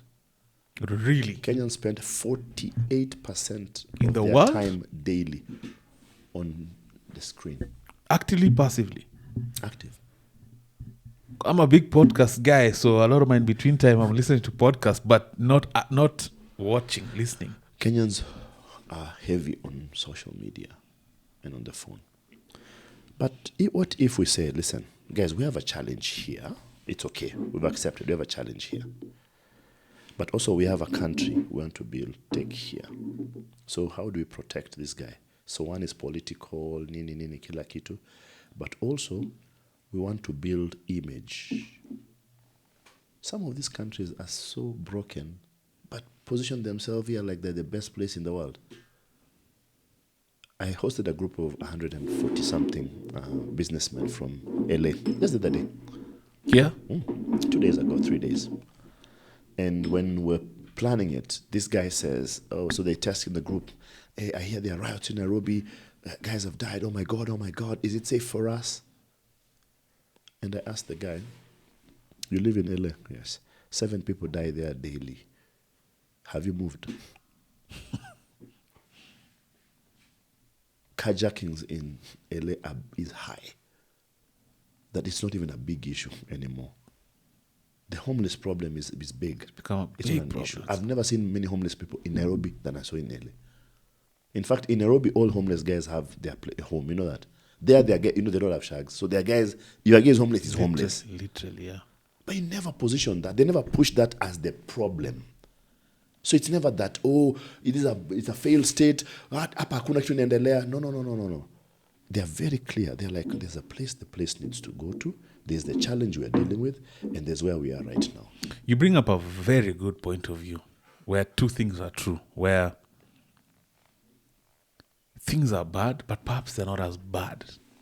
But how do we bridge the gap in terms of getting the people to see what exactly is working and bringing, because I feel like the person who's being told to go needs to yield some ground, even if it's optics. For him to gain on this other side, it cannot be a tug of war, like just pure, like I will pull till this rope snaps. At some point, there has to be some level of, you cannot... Give and take. Give and take. Yeah. And give and take means, we used to win arguments with our papsies when we were kids, but we lost. But there's a way they knew how to make you set it up. Make you feel like, yeah. Well, I can't speak for the office or for the person, but... And I tell people, of course, I always come across as an apologist. I actually lost a very big contract with some international firm because the leaders who were there, Kenyans, were so opposed. But I was trying to give them the scenario of what needs to happen, how it needs to happen. And I was saying, yes, there's a challenge, and there's actually what needs to be done. Okay? And there's all these things. So I can't speak for the person or the office. But I tell guys every day, this guy is not thick. Some areas might be falling off because maybe there's a particular way he wants to run, but he's not very thick. And I've served in both Uhuru's government, but I've also studied about Moi's government, and I've studied about Kibaki's government. And then also there's this thing, when you sit on this side, you're able to see, so I can see something happening. I'm like, damn, that's a mistake. Those guys should not have done that. That's a mistake. And then there are too many undercurrents. And one of the things I think which happens in many countries is the leadership is not able to tell you guys, hey, by the way, guys, hey, things are thick, bana. This is the guy who did this. Your dad can't come home and he goes like, unajua tukule nyama kwa sababu mama yako alinunua nguo jana. Alinunua handbag bana. So we start stacking. Na wewe si uko na bibi mwingine? Unajifanya hapa. There are things which they can't do. So you try and keep the integrity of a nation and try and protect it. Sometimes we are a bit hard on Kenya This is Kenya, not the leadership. Kenya as a democracy has been around for how long? 60? 60 years now. 60 years. America has been there for how long? Couple hundred? 200 years. So we actually sometimes benchmark us against the American system. In America, police are not. In America, those guys have had 200 years. Trial, error. But they still make mistakes. You hear a guy Kanyaga, the guy is Shingo. You're like, George Floyd. You guys should have been mature by now. You should not do that. But it has happened. You hear that these guys have rights for animals. You're like, you guy, if your dog knew it had rights, what kind of life would it have lived? But now things like abductions, how do you excuse? Well, as I told you, I don't hold fort for government, and I'd hold fort for any office. I'd love that to be answered by different offices. From my small government mind, I think I can see something, but I can't speak to it because I don't know what guys were thinking. So I can't come here and say, oh, hii imefanyika hivi, hile imefanyika vile. Some things, I told you, some things even me, I see which happen, I'm just like, wait. Whoever works for that company that department is going to have a hard time. Let's go to LA. Yeah. Because you like I've said, Consul General. What does that mean? So, and thank you for removing us from murky waters. We're now back. We're now back. We're back to normal programming. Paul, man, I took you to some deep waters. I saw you moving out of there slowly. And like, hey. No, but let me tell you, this particular podcast series will have a lot of views and a lot of guys, stupid guy down there. I'm like, it's okay. I don't care. It's amazing. I have 60,000 guys on Instagram who follow me, but I deactivated all my accounts. We'll get to that. Yeah, so, and what time is it? 7:58. All right, let's keep going. We have time. We have time. And I'm enjoying. I hope you are too. I hope I'm not taking you to shark waters. Yeah. Is your wife here? I think I had her leaving. So are we cooling breakfast? Am I gonna cool our stories? I'll organize. We're cooling stories. I can organize. No, don't worry. We'll be good. So cooling stories. Ni story tutakula hapo. So I get this thing, and the president says, "Oh, you'll be the consul general." So I ask him. He tells me, "I want you to go to LA and work there." I'm like, "Doing what?" He says, "No, I want you to be a consul general." This is Uhuru or Ruto? Yeah, Uhuru. Okay. So although I also spoke to Ruto just before I went, so I'm like, wow. So consul general. Okay. Google. I go check. So what happens in a country? You can only have one designate ambassador because you see the nation wants to deal with one point of contact. So the Kenyan embassy is in Washington, D.C. But America, because of its length and breadth, has 3 ambassadors. It has the ambassador who's in D.C., who previously served as the overall ambassador, but now it was broken up. Every ambassador reports on his own. And then we have an ambassador at the UN. That was now Mailu. Ambassador Kimani. Oh, Kimani, okay. And then we had Naomi, who was the ambassador on the west coast of America, handling 13 states, down up to Greenland and up on this other side up to California. So you become a consul. They use consul general to mean you're an ambassador, but so the country only can deal with the ambassador designate. Still a diplomatic passport, though. No. You're still I'm a full ambassador. And thank God and the blessings of the Lord makes rich and addeth no sorrow. That my name is Ambassador Thomas Kwaka for the rest of my life. Wow. Yeah. So this of course calls for you to move to LA. Yeah, so I go to LA and I land there. Of course, you're the ambassador, picked up well. House. Yes, but there's a thing I need to disclaim. Even me, I reached there. You know me, when I had the ambassador, I knew that it's the Runda type. Gigiri. Me, I knew there, first of all, I'll have like 10 servants, 3 motis. Escalade. Yeah. You know, what do you call?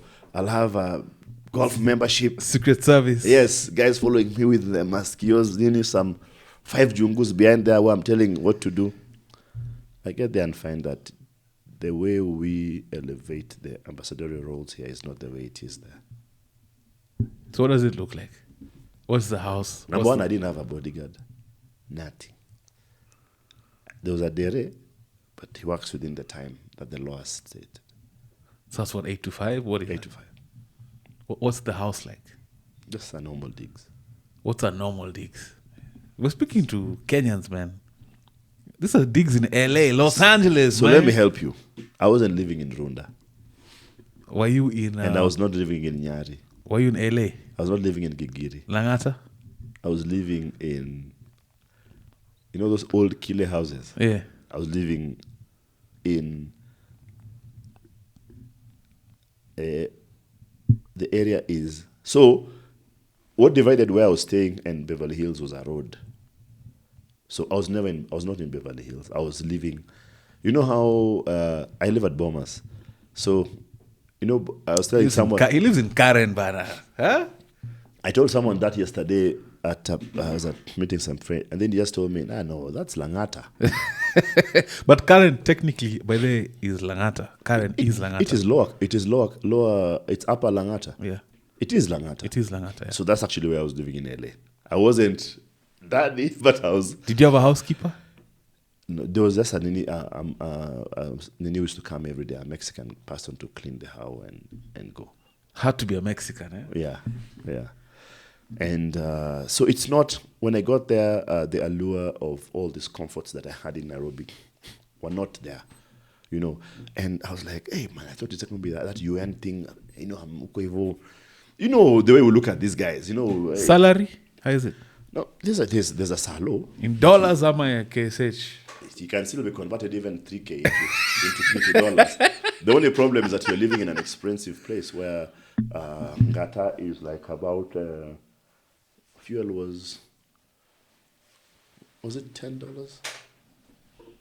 So who do you find as your inner circle there? Who are you interacting with? Who are your guys in LA? In terms of who? Celebs? Or who? No, not necessarily. Of course, I want to come to Lovi, but because I know Lovi is your homie. Yes, the blood is my blood. So, yeah, in LA, you're Consular General. You're new to the role. It's not what you thought it would be in terms of the parts. Trust me, it is not.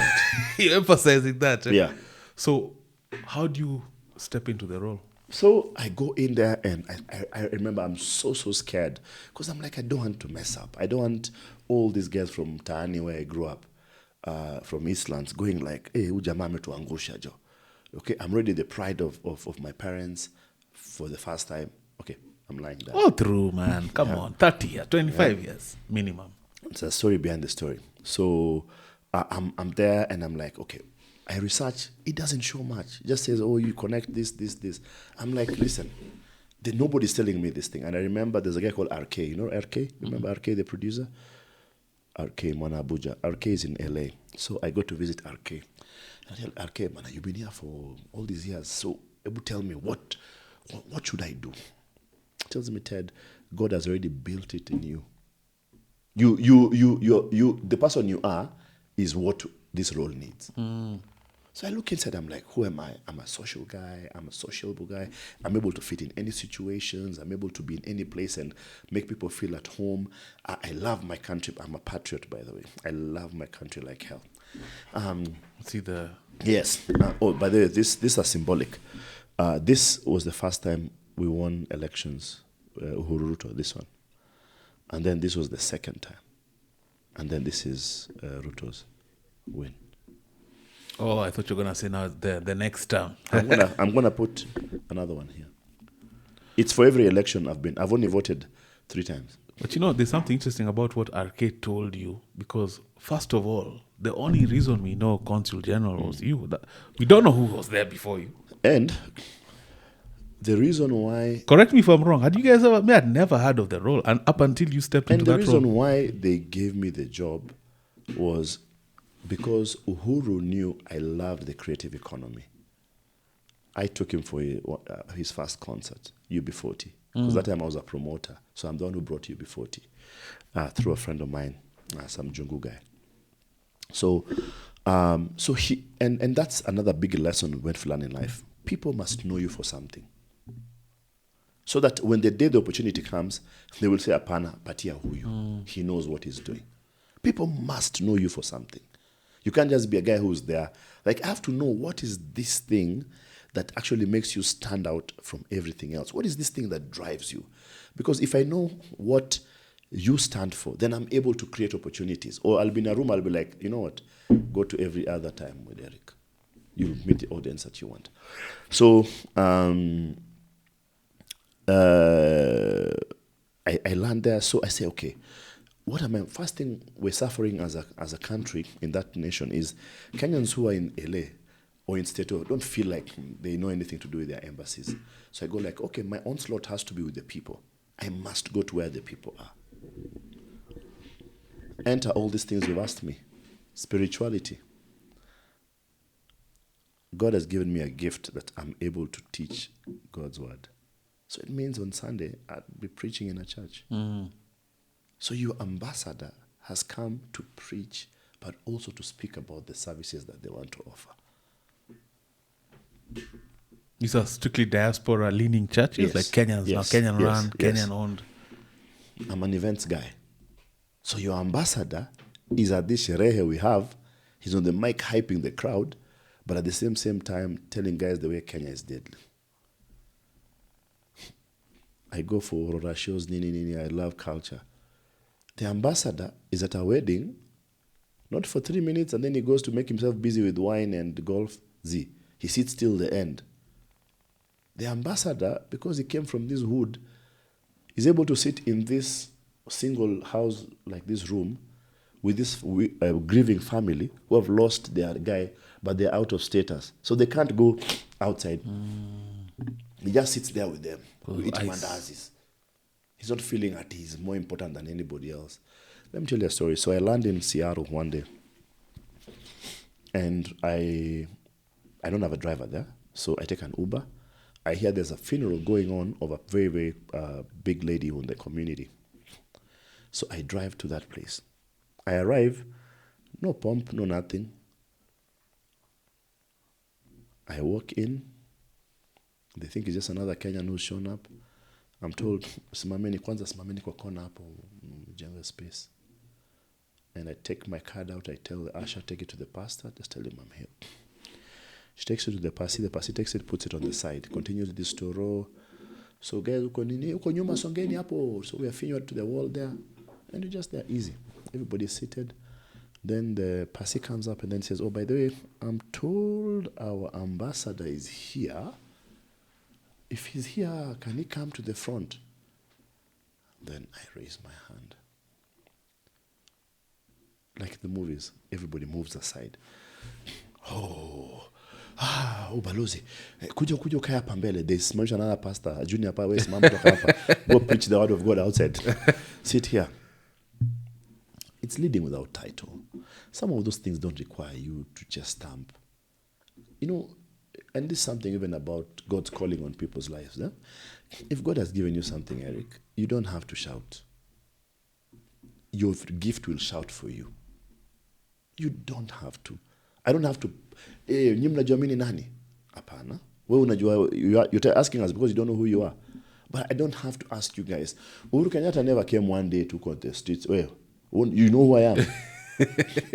That's the moment someone says, unajua mimi nani? Insecurity. If you don't know, if it's you, you're one who doesn't know. In fact, if you ask me, I'll tell you I don't know who you are. And everything. So I decided I'll go deep into the community. So I'm in everything that they're doing. I'm in their churches. I'm in their homes. I'm in their meetings. They have a wedding. I'm like, you must send me. And one of the most profound things that happened is there's this kid, a Kenyan kid who had been accused of raping a minor. A young boy. The girl was like 15 years. So, and that case was sad because... But isn't he a minor, 15? It was a relative who was... This girl was already a citizen. Because his mom had come, they'd become citizens, their mom had left. So they brought in some guys from Kenya to live with them who had a small child. So they actually put in this, mischievously accused this guy of touching the girl indecently. Because there's a law. Falsely? Yes. Oh. There's a law in the States that if a citizen does something wrong to you and you're an immigrant, then you have a right to stay in that country. Now back to legal as your case is being made. So they were looking for a way to get into the system. And it was very, very sad. But I went for this case, this judgment. And as I'm in the judgment, I was imagining I'm that guy. That you're here being read for your sentence, but you look behind and you see the ambassador seated there. You know, I said, I'd want him to look behind and see Kenya. Like, we are with you. We were not leaving you. The guy was acquitted finally. But I hope it gave him hope that that's a praise. That guy will tell the praise. The guy will tell our guys. Our guys are here. You know me, I grew up in Eastland, so we had gangs. So you see one guy, but there are 30 guys behind him. If you just go at the guy, 40 guys appear. You know? And I feel that's what Kenyans are. And we have our challenges in the diaspora, but I want to ensure you Kenyans have these two things. One, we have a place where we don't like each other, but also we stand with each other. I mean, guys changa money there for guys. And Kenyans celebrate together. Kenyans cry together. How many times have you gone for a funeral service of someone you have no idea about? But you're there because your boy is there. You're there emotional for not, you don't even know who this guy is, you know, and everything. And I think that's one of the things that we need to celebrate. So, and back to the previous conversation, we have our challenges, but also we have our strengths. I pray that Kenyans find it for us to be able to balance these two. That our challenges, yes, are there, but also our strengths are also there. Kenyans are resilient. Hardworking, resilient, Kenyans visionary. are resilient. And one of the things the authorities kept telling us when we were there in Statehouse is the reason they don't chase after Kenyans so much is because Kenyans just work. They put their head down. Law abiding. So you don't find them in, you know, if a car is stolen, they know, it's a Jamaican, it's Jihu, it's a Ugandan. But Kenyans are not in those stories. You'll never hear, hey, here, the guys who do this are Kenyans. No. Guys are grinding. Guys are grinding. Any interesting, weird stuff you interfaced with? I mean, it's LA. LA, we hear all these funny stories about all manner of things. Let me tell you. Occult. Let me tell you something. This fentanyl story is not a joke. I used to watch it on TV. I thought it was this Armageddon movies. If you're watching fentanyl, of course, is the drug. It's something that's a lab drug. They used, and it's one of the core ingredients of a specific opiate that's really taking out a lot of people in the States. Yeah, and it was made because there was no definition of it being a drug. So you see, opium you can get all these things, but now this one, because of the ingredients, was meant to pass differently. So I went down this street. It's called Skid Row. I've heard of Skid Row. Bro. Drug infested. Skid Row is like a showground in Dogo. But let's use it because that's what we can see. Of just tents. Like just tents till the end. Junkies galore. Yeah. And guys have just hung on the road. I've seen those videos. Like, I was like, well, is this true? Is it real? There's a guy who does a podcast called Soft White Underbelly. And he's featured quite a few people off Skid Row. And man. And I'd go there to look for Kenyans. And I'm told, don't go. We don't allow you to go in there. But I go to try and find. So every town I went to, I used to go to the streets to try and find Kenyans who are just. Are we also affected by fentanyl as well? Yes. So it's not in the. You know Kenyans also are afraid of hard drugs. So it's not in the bigger sense of it, but we have situations, yeah, and there are also a few Kenyans who are homeless in different areas. It's just that sometimes the country doesn't have enough capacity or facilities to be able to actually get in there and solve that issue. Now, at some point, we famously saw you with Super Pasta. Do I tell you about Didi first? By there, I met Didi. You're not a freak off. As you can see, I'm not oily. You didn't go to a freak off, I hope. No. I met him at a club. So I was at the club and I'm at this VIP and I look, I see Didi. I'm like, hey, that's Puff Daddy Bana. And I was like, bad boy. But no, I'm like, take that. No. So I go, I'm like, hi, Puffy. You actually went and said hi? Yeah. I'm like, hi, Pafi Bana. So, of course, my instinct kicks in as a promoter. So, me, the first thing I tell him is, I'm a music promoter in Kenya, in Africa. Do you know Kenya? The guy is there with his shades, is a langard. I'm like, this guy. Anyway, me, nobody can even take a picture. I'm like, damn. Now, who do I even give my car? There is no one around that area. So, I'm like, I tell him, by the way, I just did, because I just done UB40 before I left Kenya. We did UB40 just before COVID. So I just did a concert in Kenya. We had about 8,000 guys. Premium UB40 was there from the UK. Blah, blah, blah. Just languishing. Do you have a toothpick? Now I'm picturing Diddy with this signature No, he was toothpick. just there too, just looking at, gazing in the wilderness, Ukoju, Stevie Wonder style. So I'm like, I'll just finish with it. I'll just go. I'm doing it because I know this guy. I've watched him on TV. And then I told him, by the way, in Kenya, we can do a big concert for you. He lingers. He's already had 8 Gs. And that was my first thing, which I learned later. You see there, you have concerts which have 40, 50,000 people. So I'm here telling him about 8K. He's wondering what story is it. That's my backyard, man. Yeah. My freak ops had 10,000 guys. Yeah. He's like, 10,000? You guys can swim in this oil. That's only 3 rubs. Yeah. Didi, I'm sorry. So he's pretty much been acquitted. I mean, there's only 2 charges. Yeah. And those stuck. And that conversation, I think, needs let me tell you, I've told you guys, look at your country. You don't have a very, very bad country. Some things might not be working. You think they're stupid to lock up this guy who is running this whole multi-million empire? Do you know what they'll do to their industry if they try and do those things? So these things are very strategic. It's a very calculated thing. What was he being punished for? Was it Diageo? I don't know. It seems you don't want this thing to be sponsored. So I tell him, by the way, he's talking to Diddy. In East and Central Africa. Casually talking to Diddy. Yeah, East and Central Africa, we have 716 million people. Do you know that? East and Central? Yes. Ethiopia, bringing Somalia down to Central Africa. All that is 716 million people. And he looks at me and then he asks me, can they drink my vodka? Do I drink Ciroc?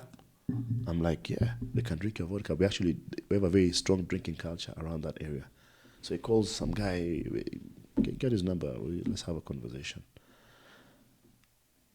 Dude never called, but I came to discover that about LA. But dude was dealing with some serious shit. Slippery shit. Slippery shit. That's what I came to discover. Is there a lot of phoniness in LA? Oh. Because I was told a lot of people. Let me tell you. People lead with. If anybody tells you, call you tomorrow. Bullshit. That's a story. Because I was told, I've been to the States, but I never went to LA. People lead with their accolade. And I'm a Grammy award now. And because, and I'll speak to that also. And because that whole Tao is a Tao of celebs, so their PR is, let's meet up next week. Call me. Let's do something. Let's do lunch. Let's do a barbecue. Okay, call me. He doesn't really mean call him. Like, now you want to get on your phone tomorrow looking for a plan. That's not how it rolls. You learned that the hard way? Bro, and let me tell you, there is no celeb on the streets of LA. Don't be lied to. People, I saw more celebs than guys who live in LA. Yeah, I also met Oprah. That was really cool. How was that? She's old. She's old, bro. Of course she's old. You wanted to mark on her or no, it's not that those things you used to see on TV you guys are shush. But she's a shush with billions. That's why you want to mark. Oh, your wife is. No, how was that? How was she pleasant? She was. She was like, you get a car, I get a car, we get a car. Everybody gets a car. No. We went to, and that was what running through my mind when we met her. When I was invited to the LA club, which is a very exclusive club in LA, by a guy I'd met. And when I went to the club, the guy told me, today we have a book signing, and it's with a guy called so-and-so. Oh, I'm like, I know that. Okay, that guy will come. So I go, and we are seated there. We're like about 40 people. It's a book reading, and this guy comes in, tall dude with white hair. and everything. So he says, oh, by the way. Stedman. Yeah. So he says, by the... Put Stedman on the screen, man. Yeah. Stedman is the longest serving boyfriend, man. This guy knew how to play his role. He's a partner. Yeah. Oprah refused to get married. She has the billions. They're like, yo, man, it's okay. But did she really refuse, or was it part of her script? To not be married. You have to... No. You have to understand. Guys, let me tell you. It's only here where we're doing just things, who is her target market? Strong, black, independent woman. I don't need a man. So you subtly throw it in. It's strategic positioning of a mind. Anyway. If you have that know-how, we'll come back to that later though, because I don't want to take you off your story. You should, and I was telling someone the other day, guys like Okia need a script writer for their messaging because they might have the vision. Kenya needs a script writer so that anybody comes and falls into the script of Kenya, not a person. And the script is this. There's something called social positioning which is done worldwide, and America has done it very well. The first longest running TV show for kids in America was called Sesame Street. Of course, yeah. And it was the first program in America which had an interracial cast of kids, just to show how we can live together, play together, and be happy. It was meant to bring some social... What is the next social experiment they've done that you can think about? Going to the moon. Did we not land on the moon? You know, you're talking to a conspiracy theorist extraordinaire. Who took the picture? Who took the picture of the thing going up? Of landing. But let me ask. No, of landing. A guy shukad. My question is, why is it Russia didn't call them out? It was a space race. But even Russia said they went. But if we're racing, and then I'm like, hey, but that's not... Ted is there. How come Ted is there? You do this. Don't say you went and don't say I went. And where did we... To Chini. Yeah. Have you seen the videos? Put some of the videos. Put the video of that lunar module going up. And you're like, first of all, who's taking that video? Crew now departing from their crew quarters. 10, 9, ignition sequence starts.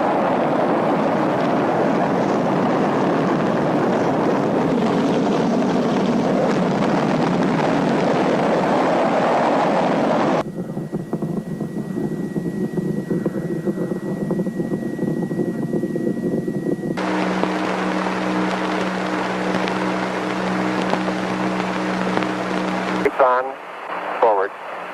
Second of all, Nixon called from the Oval Office in 1969. Yeah. How? Which wire is that? Anyway, so...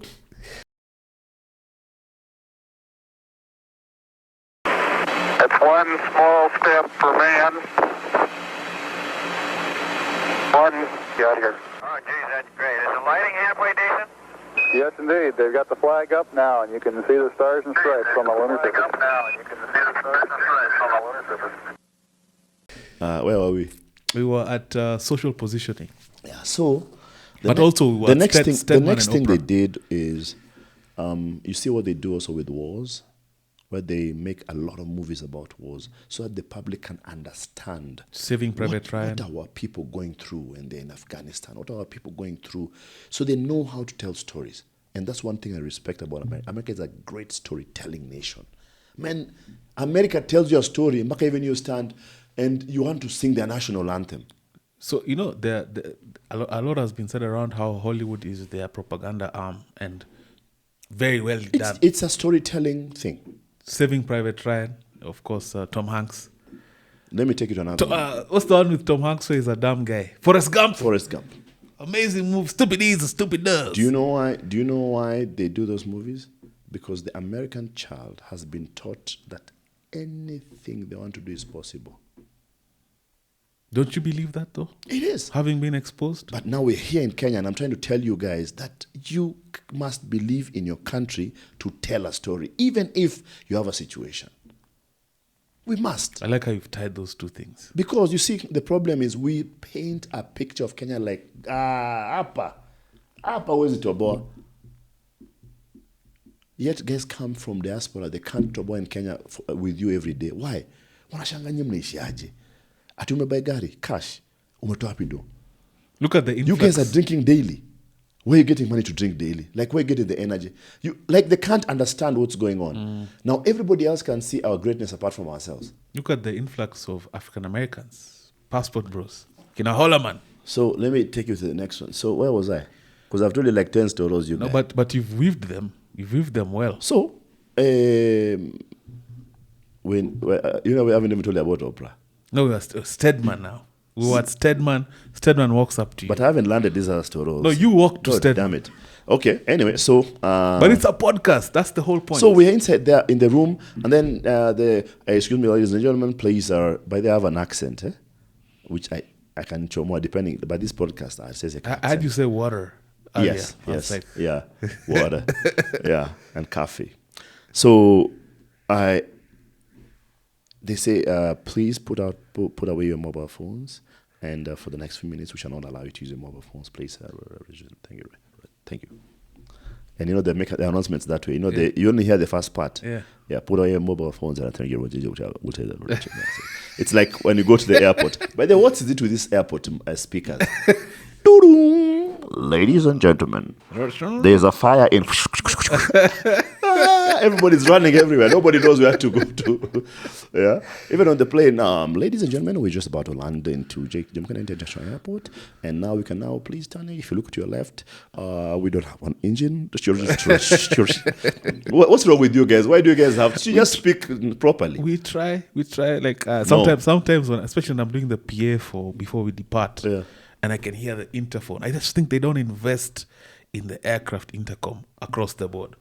So we never even understand whether the food is being charged on the plane or not. Today we have arrowroots and mashed potatoes and all this. You shall just be able to get them.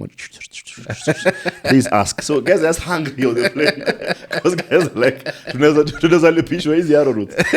Anyway, so they say... put your phones aside. Put your phones away. And then everybody, guys follow rules there. So everybody puts the phone away. Man, now we have the books.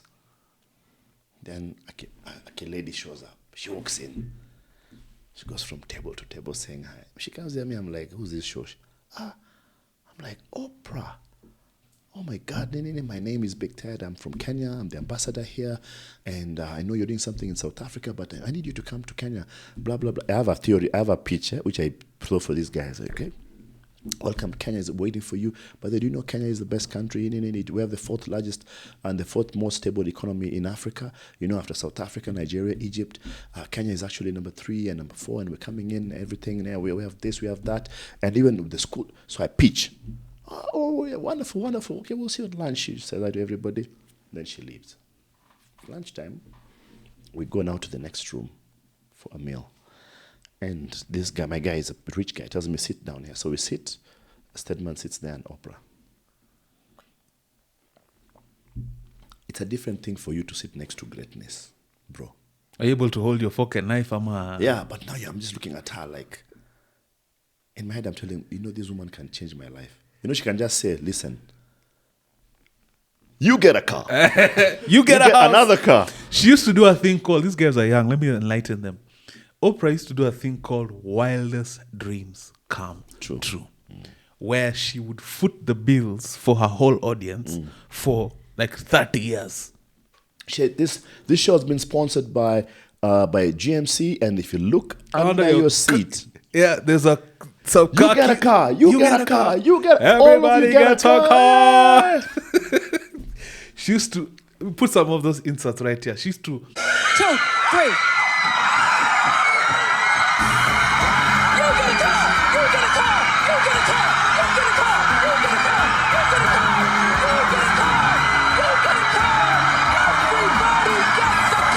I was such an ambitious child. When I was in class 4, I tried to write a letter to Oprah because I wanted her to pay for my class to go on a trip.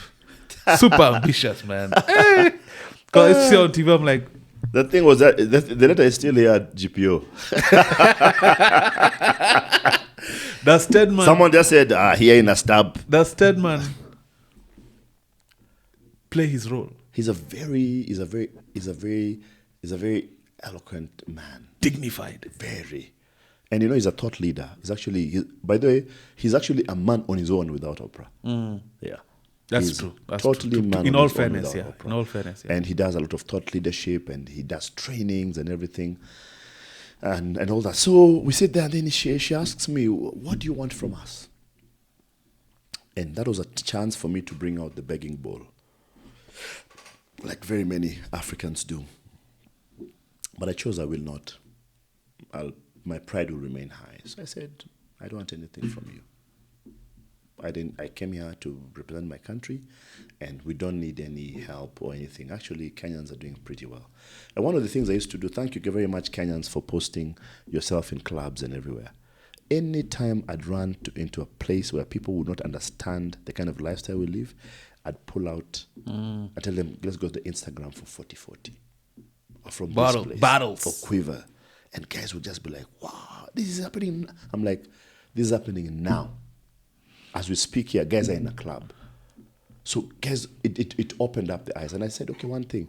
America is a very big country, but the people there don't know too much about others because they have everything inside America. America has 4 different seasons in the same country. So you can travel around America and experience everything. So they don't need to come to Africa. 18 hours? But you're a better man than me because you just said Oprah asked you what do you want from us. I would have been like, so Kenya is fine. No. But me... No, you'll have been like, by the way, I'm now 30, but my class still wants to go on a trip. Can you pay for us a trip? So I said, and this is, I was telling you before about don't tell the king your problems. Deep. One of the things I made sure that I do, and I did, even with my friends who are pretty successful right now, is I bring value. Let me tell you a story. 2 weeks ago, there's this 144 guys who came. I did some work for the team leader. Didn't charge him. Did it on time. Turnaround of 2 hours. Delivered something amazing. Yesterday he wrote to me and told me, Ted, I want to retain your agency to do work for us in the States. Can we talk about it tomorrow morning? So today, one of the things I'm happy about. That's why you're good vibes, eh? Yes, I'm going to sort out this thing with this guy. Now, why? Because I brought value to the table. You know, what if I was there? Hey, no, you pay 3K, pay this, pay that. No, Nazima. He'll have been like, this guy has no What taught you that finesse? I think it's just living in the mtaa and being able to understand that, number one, I'm going through different seasons. And the more I get into different spaces, I need to be different people.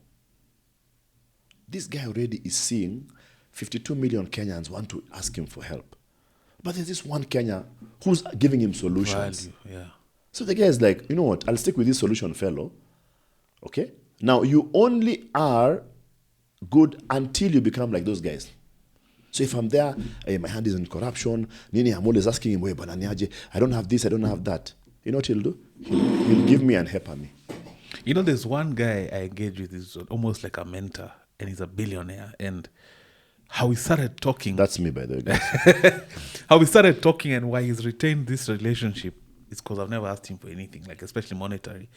And amidst all his followers, like on Insta, and when I reached out the first time ever, amidst a flurry of messages, the one that now made him start, there on Instagram, if I don't follow you, I choose whether you can see whether I've seen your message, but I've seen it anyway. Yeah.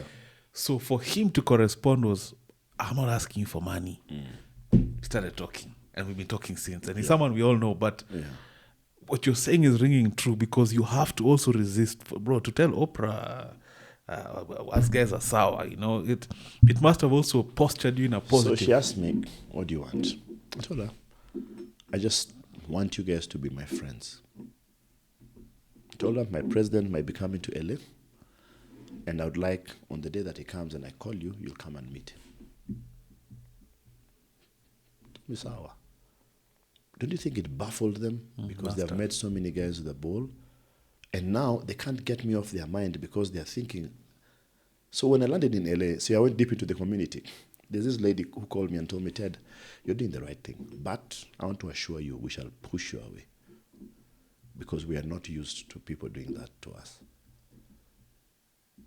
So immediately that happened for that. I met Adam Sandler. You can look at the video. Those are Adam Sandler, Chris Rock, hanging out with Mr. Cooper.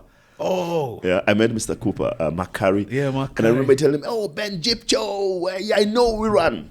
And one of the things the guys kept asking me, that, you guys, your biggest ambassadors are your athletes. How come you guys never use them to talk about your country?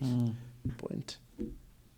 But also, put Adam Sandler. Adam Sandler is a simple guy with all his 400 million. That's him in shorts. Okay, again. Playing so I was doing this. Yeah. So I did a campaign called Rock Your Band. So Rock Your Flag was a campaign I was doing in LA. I used to buy these things here. A lot of them, I used to buy like about 100. So I'd carry them in my pocket. So anybody I meet, I'd give them a Kenyan band and tell them that now you're Kenyan, now you're Kenyan, now you're Kenyan. I like how you're being casual about some of these amazing experiences. Yeah. Before we get to Lovi, I want to get somewhere because we're Africans and we see the plight of, or the purported plight of African Americans. So you go to LA and you're a black guy. And for the longest time we hear, I'm a black man in America. You don't know what it's like to be a black man in America. Yeah. And one thing I noticed, I've also been privileged to travel quite a bit. And when you come from this side of the world, us guys don't grow up thinking or knowing we're black. Us guys are dudes. Then you go somewhere and then people are trying to make you realize you're black. Yeah. How did you overcome that stigma that people want to put on you because you're a black guy?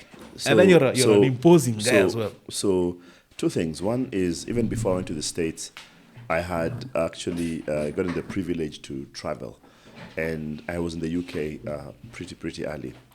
And I remember I used to live in a town called Shaftesbury. And in Shaftesbury, I was the only black guy there, living with this white family. And I remember one weekend, they took me to the next town to meet another black family. They were from Zimbabwe, who was due Zambia. But they said, there's another black guy you need to go meet. You guys can talk about blackness. Yeah. When did you get here? It's been 2 years you've been here now. It is you. No, it is you. What is that smell? Is a drive-by poison? Yeah. Did we get him? So having understood that and me walking into a place, it's very easy for you to be like, oh my goodness, like I'm not seeing as many black people as possible. But also running into that whole thing. So you see, you go in with your guard very, very high. Let me tell you a very embarrassing story. So one of the days where I'm shopping in one of the shops there, and as I walk in, I'm looking for this particular product, so I can't find it. So I go to the counter. I'm like, hey, where's this thing? The guy tells me, what? I'm like, this thing. The guy tells me, that thing, we don't sell that thing here. I'm like, what do you mean you don't sell this? You guys should have it. He tells me, we don't sell it. And as I'm talking, a guy walks in and he sees my bands. Goes like, vipi, we're in Kenya. I'm like, yeah, I'm in Kenya. I'm like, so Kiswahili. He gets from TZ. I'm Tanzania, nini. I'm like, yeah, I'm looking for this thing. Is Zambia, come I go show you. So nyuma. Go quick, I get it. I come back with it. In my head, I'm just saying, racist. I have to show this guy. I have to stand up for our rights. Yeah. I come and throw it on the counter. Africa. I go like, you're telling me we don't have it. What is this thing? What is this? It says, you asked for butter. This is butter. Humbly, I just took my butter and I left knowing this thing is not butter. So this was an accent communication thing. It's a com thing, but also it's a mentality thing. Me, my hands already high defense. fighting. The guy was not doing that. So, and Americans stick to their own business. They're not in your business. So you buy, go. Hakuna story mingi. Here's when you want to know, sasa Kamau, wewe umekuwa wapi hizi siku zote bwana? Unaonaje Ruto? Unaona hii itaenda na isiende? Ameguza mlima. They don't have that kind of time. So just me understanding the environment that I'm in, understanding that I'm a black guy in a place whereby it's very, very many different nationalities, that this also comes with a stereotype. That I should not be the stereotype that people expect. When I come there, I'm like, I'm educated, I speak good English. So they ask me, how did you know this good English? I'm like, but us guys have universities, we have schools, I watch movies, and everything. So someone's ignorance doesn't make him an enemy to me. Did you ever get exhausted by, and something I personally experienced both in SA and in America, where your fellow black becomes the annoying guy, like because of the inferiority complex that they carry with them. I remember in SA, everything was apartheid. We had this one driver who used to pick us and take us to school. He used to work for the school. Everything was apartheid there, apartheid. They took our apartheid from morning to evening. I'm like, you guy, you're a tiring guy. We ended up being more friends with the Afrikaners, because one, we forced them to respect us. So as soon as they realize you're not South African black and we're carrying ourselves head high, we think we're even better than them. Yeah. There's like a respect we had. Then in America, you'll find guys, that inferiority complex for people are ready. See the way you are ready to complain because you think it's race? They're always, everything is race. So I think one of the problems that we need to understand is the history, where people are coming, and people are going through this trauma. And this is something I'm learning even with relationships and marriages and everything, that there's trauma. There's already what your mind is programmed to think. So you're already on either flight or fight.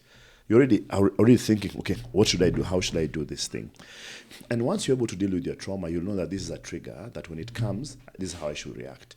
I shouldn't just start shouting and telling. I ran into a few guys who said, hey, go back to Africa.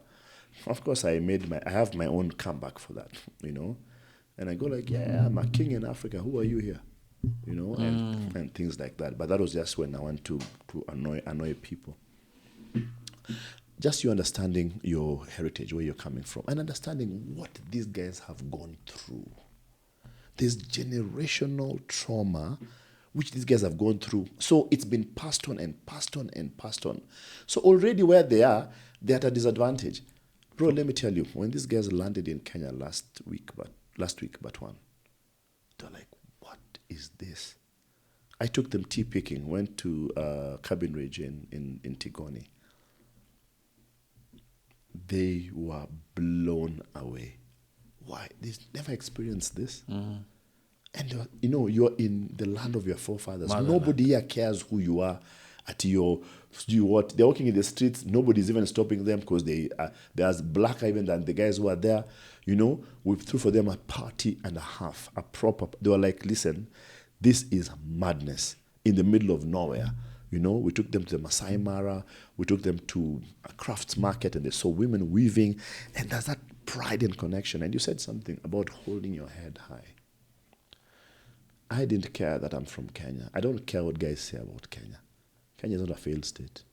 I still hold my head high, even when those guys are there. I'm like, listen, this is the best country in the world. Beautiful Look country. At it. Tell me where can you get this? And they're like, we've never been told this is how it looks here.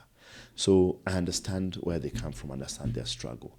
But it's our responsibility as Kenyans also to understand that what we have is good. Mm. And be proud of it. Yeah, it's not the best, but it's good. Let me tell you, bro. There's a country in Africa, I won't name it, but pitched themselves as a very, very great destination for African Americans. But if you've been there, you know there is nothing past that pitch. My guess is, what are you guys thinking? Which country is that? Northwest, east, south? So I want to go there soon, so I don't want them to have a whatever. If it's Botswana, I understand. Yeah. I went to Botswana and there was nada, man. It was hot. Yeah. But let me tell you, see, Kenya was built by God. I tell guys, this is God's country, God's chosen land. From Nairobi, and you're a pilot, so you can tell us, it's almost the same distance across each side. We're smack in the middle. If you want to go to Chalbi Desert, which is reminiscent of the Sahara Desert. So even if you're shooting a movie and you're in a desert, there's Chalbi. We're smack in, actually, geographically. If you want to go to Turkana, it's the same distance. If you want to go to the highlands, same distance. It's 1 hour, 45 minutes. 45 minutes, 1 hour. 45 minutes, 1 hour. If you want to go to Mombasa, 45, 1 hour. So we are 1 hour around the same area. And in 1 hour, you can see everything. Mm. You can say, listen, I'm going to the beach. It'll take you 1 hour. I want to go eat fish, 1 hour. I want to go to the highlands, 1 hour. Would have been a nice ad for my airline. You want to go to this? 1 hour. 1 hour. It's 1 hour up everywhere. And in Africa, it's 5 hours up, down, anywhere you're going. It's 5 hours. So we are smack in the middle of where God has put us. But we have to rise up and say, you know what? We may not be where we want to go, but we are not where we used to be. People come here, they see the expressway, they almost die. I guess from other African countries, Tanzanians. They're like, wait. Kuna barabara inaenda juu hapo. But as we've said it so long, we're like, spoiled. There's nothing here. Do you know how green Nairobi is? Trees. Tree cover. Oh, you know, there are times I'll go back to my old neighborhood and I'll be driving on Limuru Road up near Canadian Embassy, driving up. Yeah. Man. Yeah. It is Bougainvillea everywhere and everywhere.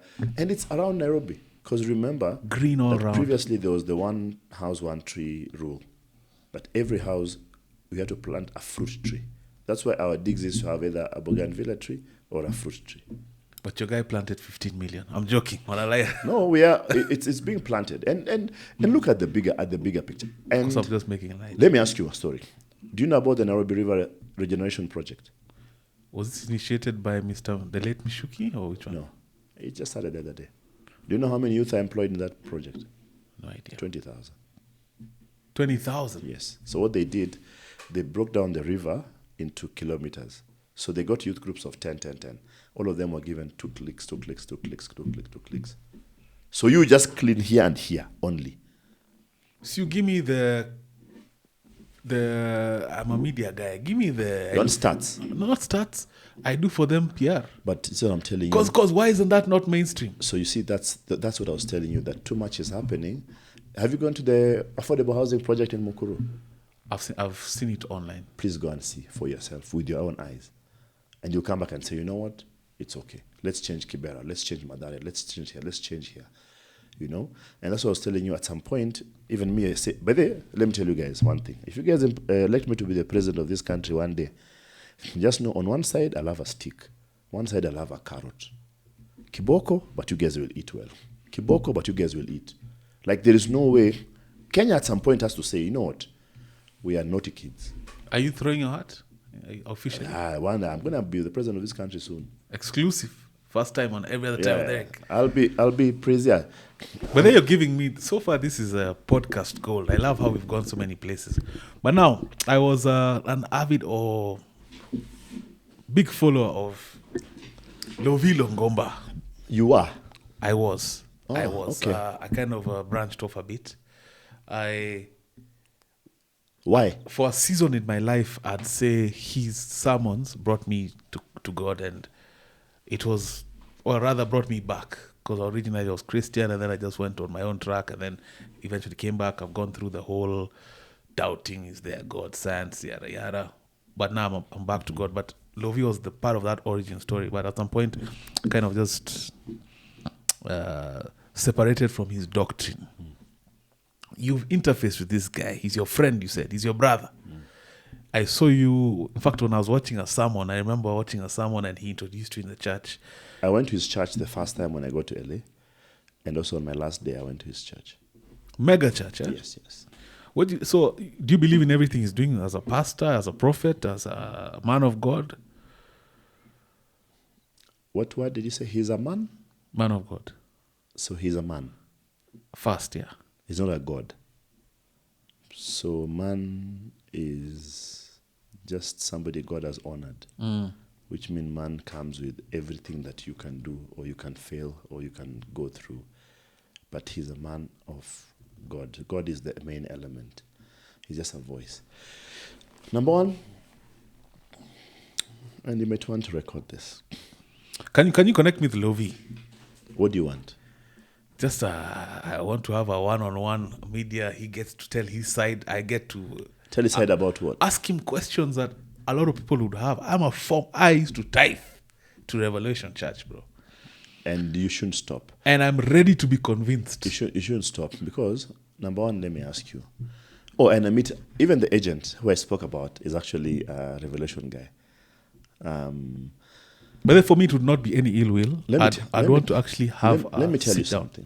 I believe that Lovi is, and everybody else, even you and me, Let me not make it at oh, Lovey, Stewart. Even you and me. I believe we are billboards. God's billboards. Do you know a billboard to Mombasa never goes to Coastal? All it does is just Karibu. Point. It might be old, rusty, dirty, but it just does that side. And I think that's what people like you and me and Lovey are. We are billboards of grace who carry a message. Today it can be like, guy, watch out, the road ahead is spoiled. So somebody, because they read the billboard, don't go into a ditch. But even if he writes, some guys that out the billboard and still in a ditch. So me, you, Lovey, everybody else, we're just billboards of God's faith, God's favor, God's grace. It doesn't mean that you'll not be subject to being rained on, being gongward, being rusting down the road, sometimes bending over this other side, bending the other side. And many people will pass there and go like, this billboard banner. This billboard that I'm saying, ni chafu. But what's the message? Still, the message remains the same. You're focusing on the billboard. So, no one is immune to the trials and tribulations of life. And you serving God at whatever stage, you know very well. Let me tell you, me, I'm perfect. I'm probably the worst roughneck in this world. But I just believe in God. That's all I do. And my work is just to point guys to God. Not to me, to God. I'm pointing guys to God. People come and say, hey, Ted, man, you're so spiritual. But hey, that thing you told me, man, say, changed my life. Hey, you know. I can't even take the glory. I'll be like, you know what? To God be the glory. God. And the real God. See, God, yeah, and when, 5 billion. If you want to know somebody really, really, really knows it's God, is that he has an Achilles heel. There are things about him you can turn and say, this guy. Unabonga hapa hivi na tulikuwa na nini? Yani kuna file yako. But the guy still points to God. I must say on record around this that me, my turn away from Lovey and his church has nothing to do with the recent scandal. These are things of recent, by the way. And I think that's just being a dude, man. That's just, like you say, being a man. That's man with power, money. It's like you said in the beginning, of new devils, new devils. Temptation probably like we cannot imagine because we've not accessed that realm yet.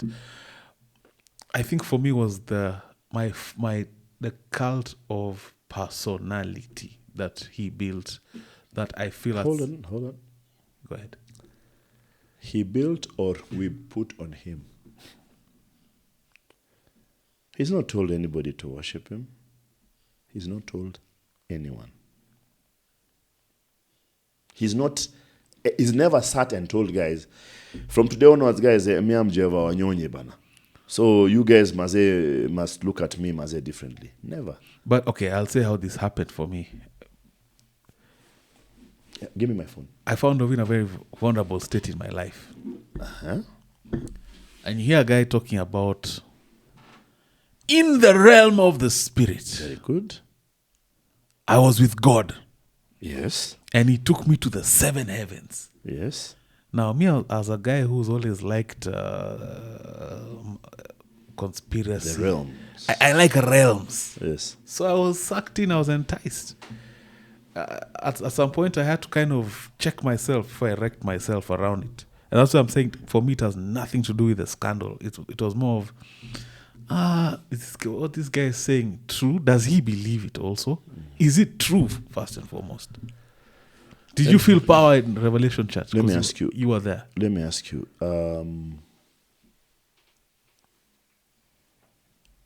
Let me place it this way. Have you heard Martin Luther King speak? Yeah. Well, on record, yeah. I have a dream.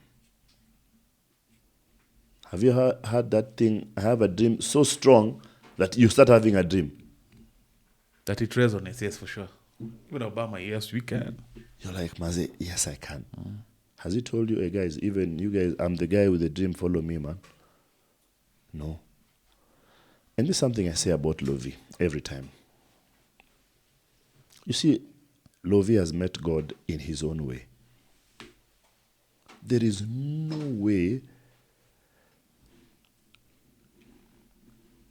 way you can actually... I've cleared it. There is no way we can actually... Okay, let me go back to this thing of my how.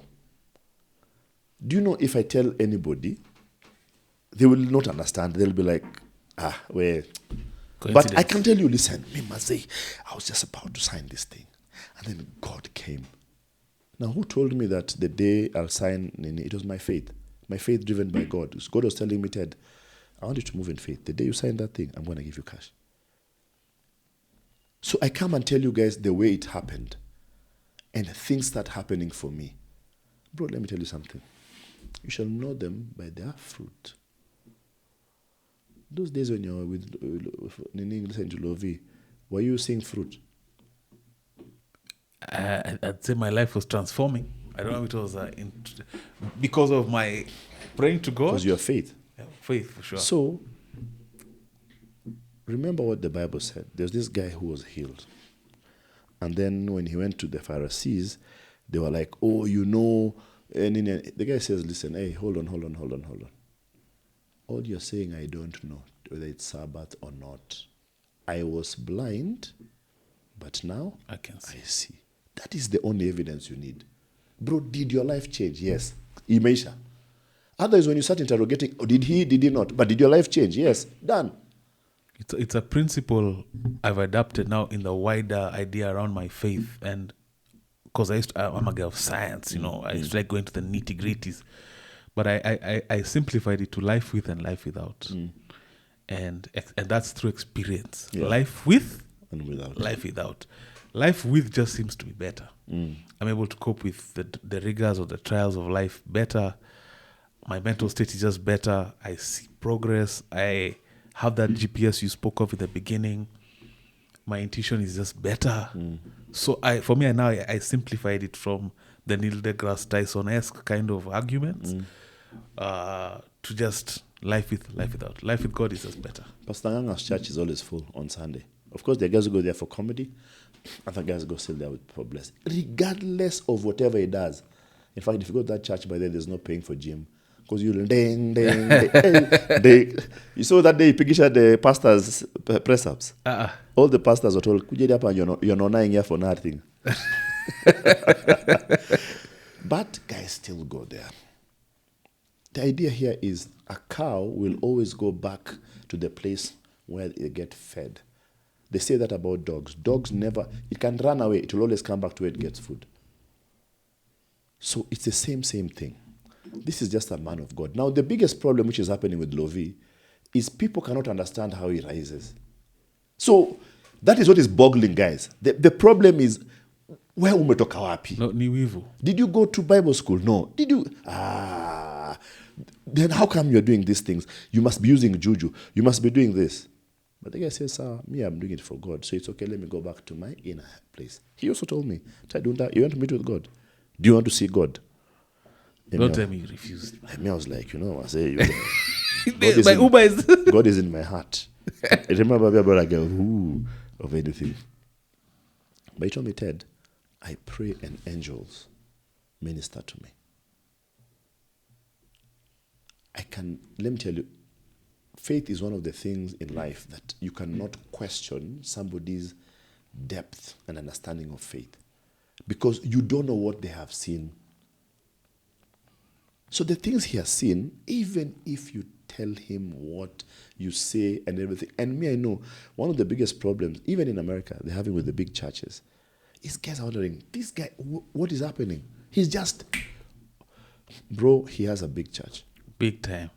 He has a big church. And guys, pray in that place, Bwana.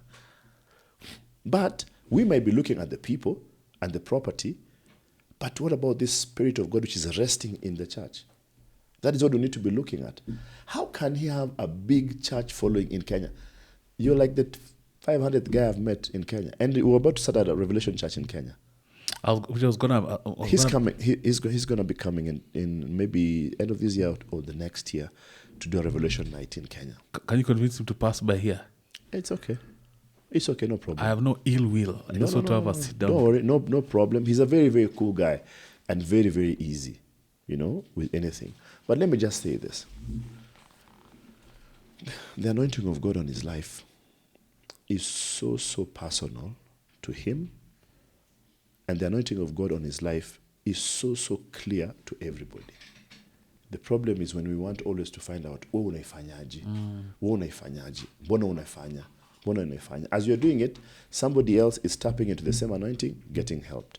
Somebody's tapping into the anointing, getting saved, getting healed. Somebody's tapping into the same space that you're in. I think sometimes the problem is like lions in Kenya. We've seen so many lions that now when you hear lions are being killed, you don't care. Because you're like, where's another isitaza ingine? Because we're tumezoea everything else which is out there. Now, the last place I want us to go is health and wealth. How old are you, sir? I ask with all due respect. I'm 50 years. You look very good for 50. No homo. And the reason I bring this up is because earlier when we started this conversation, I told you how we've embarked, my friend and I have embarked on a lifestyle overhaul journey, holistically, from what we eat, what we do in terms of physical regiment. You're someone who was... Hey, no wonder Maze there's no breakfast. Yeah. Guys, we have suffered for the last 4 hours.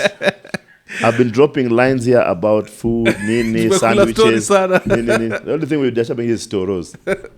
I'm really sorry about that. But you didn't get called Big Ted because you are a small guy. And of course, the version of you today at 105 to most people think, guy, it's so heavy. 105 just look up and see that was me at 168. This is Big Ted at 160. And here, side by side, is him now. Now, walk us through that journey of losing weight. Mm-hmm. You may have gone an unconventional route, but it worked. Yeah. Talk about that. All right. So number one, understand that weight gives you age. Weight ages you because of gravity.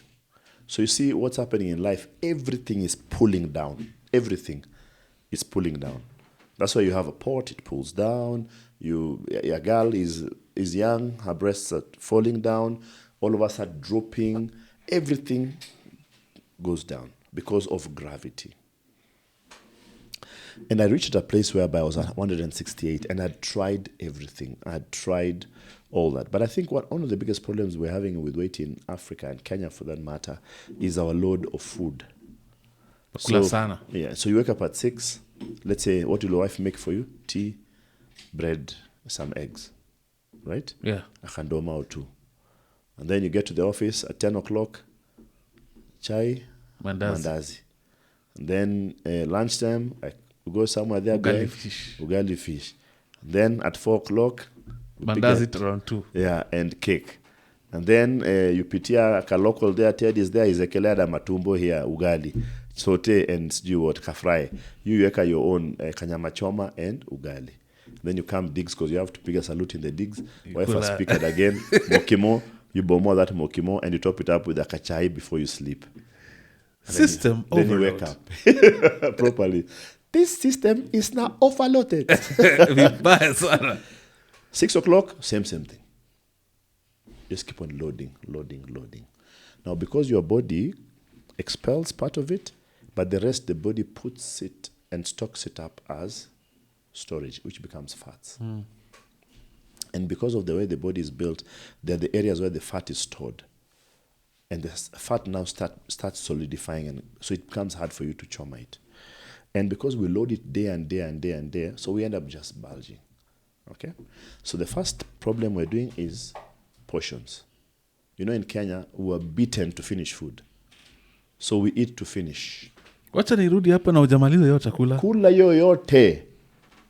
Unachana hizo, kula hiyo ugali, unakula nyama hapa peke yake. Kula mala na hiyo ugali. So we eat to finish, and that's the mentality. So even like right now, for example, I will order I'm talking trash about food. You'll bring food here. I hope it's coming. And then, if anybody's watching, please send help. You know, think of blink twice. Blink twice. So you bring food, I'll be like, pizza. And then I'm like, I have to bomb this whole thing. So I start fungering 4. Within no time, it's over. But now I can't. So what did I decide to do? I met a doctor who came in from India, told me I had a very big hospital, come and see me in India. So I went to India, got there, and then he told me, oh, by the way, I am the guru of this thing in the world. I'm actually in the Guinness Book of Records. Like, so, okay, he told me I should do it for you. I'm like, hey, dude, what if I die? He tells me 99% you won't die, but 1% you will die. And it's a standard in the whole world. I said, let's do it. 45 minutes, done. What is this now? I did a gastric bypass. And I've taken quite a number of Kenyans to do the gastric bypass. So within no time, you start losing weight, you know? And I started... Side effects? I said, side effects... is this a general show? Yeah, feel free.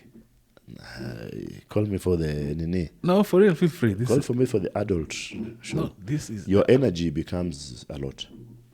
Sexual. Yeah. Yeah, your libido becomes very, very high. And then the other thing is ego. All of a sudden, and us of big bodies can tell you, yes, we'll carry our weight, but there's like a thing which is still sumboing us. You know, there's that kind of thing you're like... It's self-conscious. Man, I'd be like 6-pack.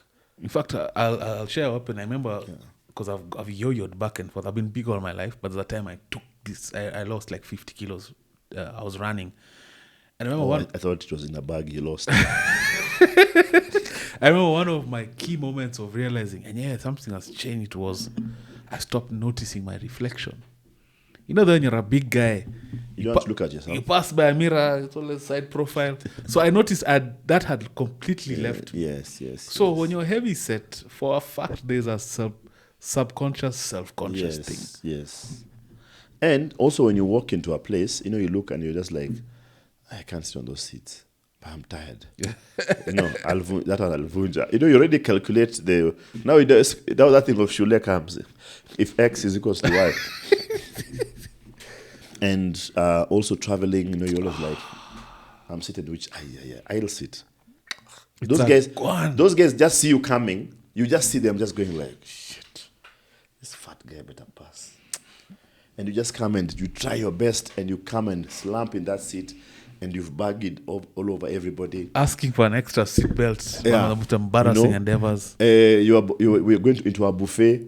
They're already telling you, by the way, like they already think, it's like this guy, if they see him, if you take this guy home. You had that pal of yours who took this guy to his home.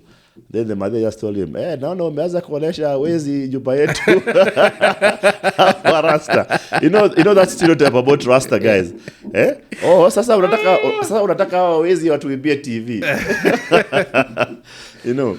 So for me, it was just that whole realization that I have my whole life ahead of me and I need to have the best of everything. Now, another thing about weight is your body starts not being able to process the blood and everything. But why do you wear 2 watches?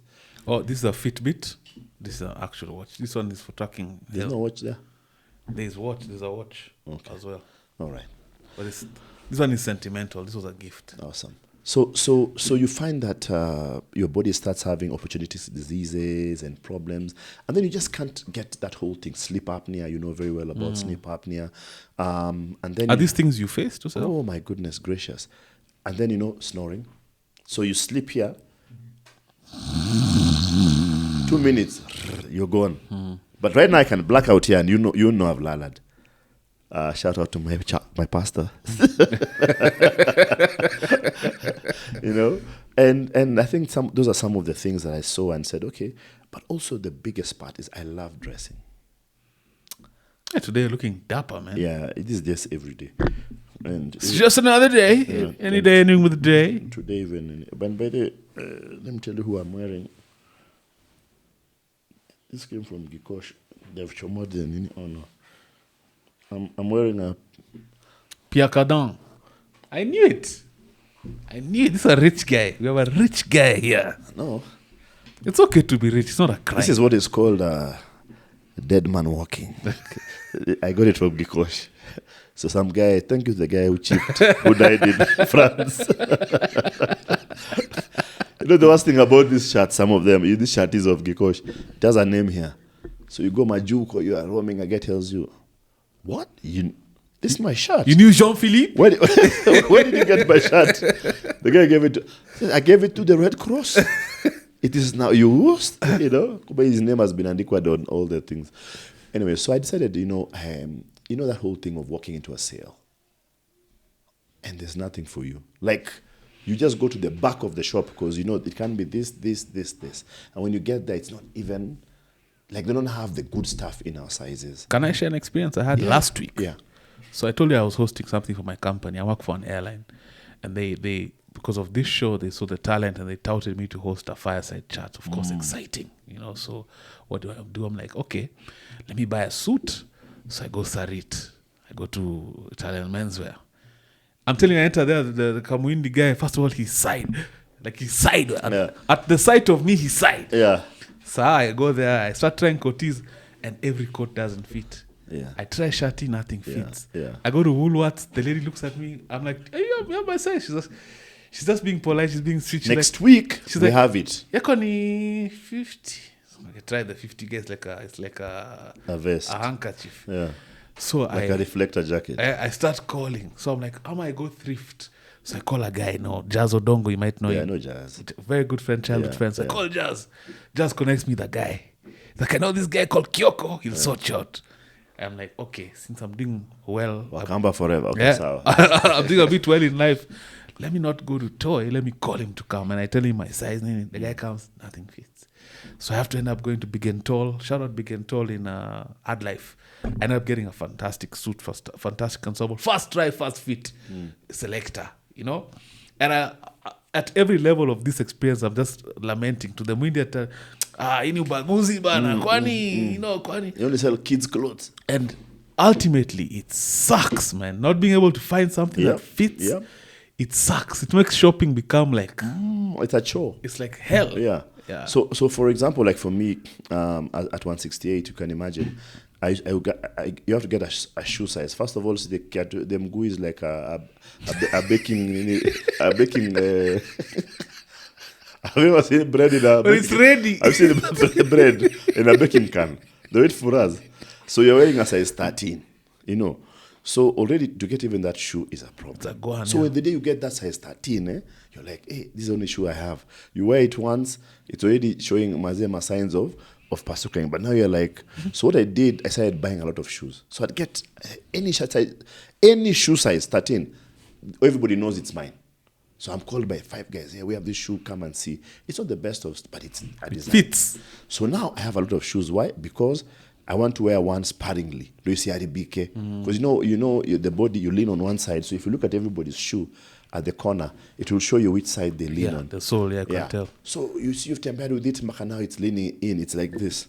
But you know, I saw another guy, his shoes were like that. He took a corner. He started going around in circles.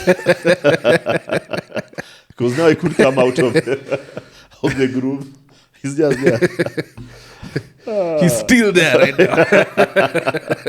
now. Anyway, so that process just jogged me, and I was like, I want to have the best of life and do things which other guys can do. I want to be in places. I want to just feel different. How old were you? Well, this is about 7 years ago. And how did No, 6 years ago. How did you come to the decision to not to go the gym workout? Fitness? Because I tried that gym thing and it didn't work. Now, let me tell you, one of the reasons why some of us are big is just we're lazy. There's no a different story. Oh, God's doing it. No, I agree. We are lazy. And I agree. And we don't want to work out.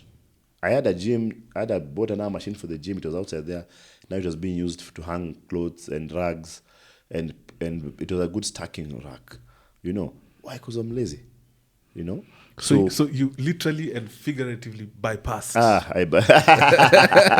Yes, I did a gastric bypass. I bypassed those things. Got this thing done, and then came back, and all of a sudden things are different. Bro, let me tell you, wearing a nguo, and then guys tell you, hey, Wes, you wear things which fit you, bana. This thing is too big. You're like, what? The shirt now is hanging till here, you know? But let me tell you, there's nothing as beautiful as being able to dress up in a slim fit suit, and you know very well you couldn't fit in it before, you know, and all of a sudden it just builds your ego, it builds everything. Your mind is different, Confidence, and then yes, your confidence comes up, and it actually borders between arrogance, because all of a sudden, all of a sudden you're like, don't pretend like you love me now. So you hated me when I was fat. Yeah. I remember there's a very, very good friend of mine. Shout out to my past. She knows who she is. We laugh about it a lot. Because when I was trying to date her, she told her bro, that guy is too fat. And then so when I lost weight, the bro told her, where? And he's looking for See, now he's lost weight, so you date him. You know, and everything. So there was that part. But also the realization that I have a lot of life ahead of me. I need the best, the very best of my life, and I need to be in the best condition. So that and many other things have just helped. And then when I did that thing, you know, it clears diabetes. I didn't have thank God I didn't have diabetes and anything. But things like sleeping. Actually, I got home today at 1 o'clock from a meeting. Another, again, great meeting. I just saw an SMS that we're going through with whatever it is that we did yesterday. God is so good to Amen. me.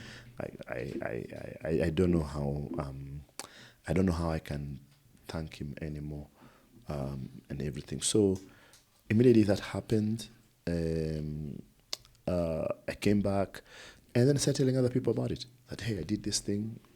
Would you want to do it? So I've taken about 53 people so far to get the procedure done with amazing results. The changes in their lifestyles. There's a guy who was, the heaviest guy I've ever saw was about 210. Yeah, 210 is big.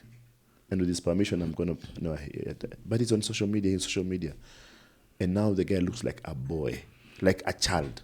And there are no negative side effects that go with you till today. No. You see, your body operates on something called BMI. That's why we do that BMI thing. Body mass index. It says this is with your height and your build and everything, this is what you need to be. So your body tries to operate around that area. The problem is when you go too high, then it's other things that are attacking you, which the body cannot be able to withstand. Lifestyle diseases. Yeah. And did anyone discourage you before you went? I didn't tell anybody. The only person who knew I was going was just one person. A shout out to Sheila, my wife. She's the only one who knew that I was going for that thing. And because we left going on a tour. So when we got there, I called her, I told her, this guy told me to do this thing, I'm doing it. She said, so we got in there, did it. But if I told everybody, they would have dissuaded me. And everybody would have been like, I need to find jogging, I need to find nini. I am lazy. I love food. I love sugar. You know? Like, I love chapatis, my guy. You know, I used to pick up 7.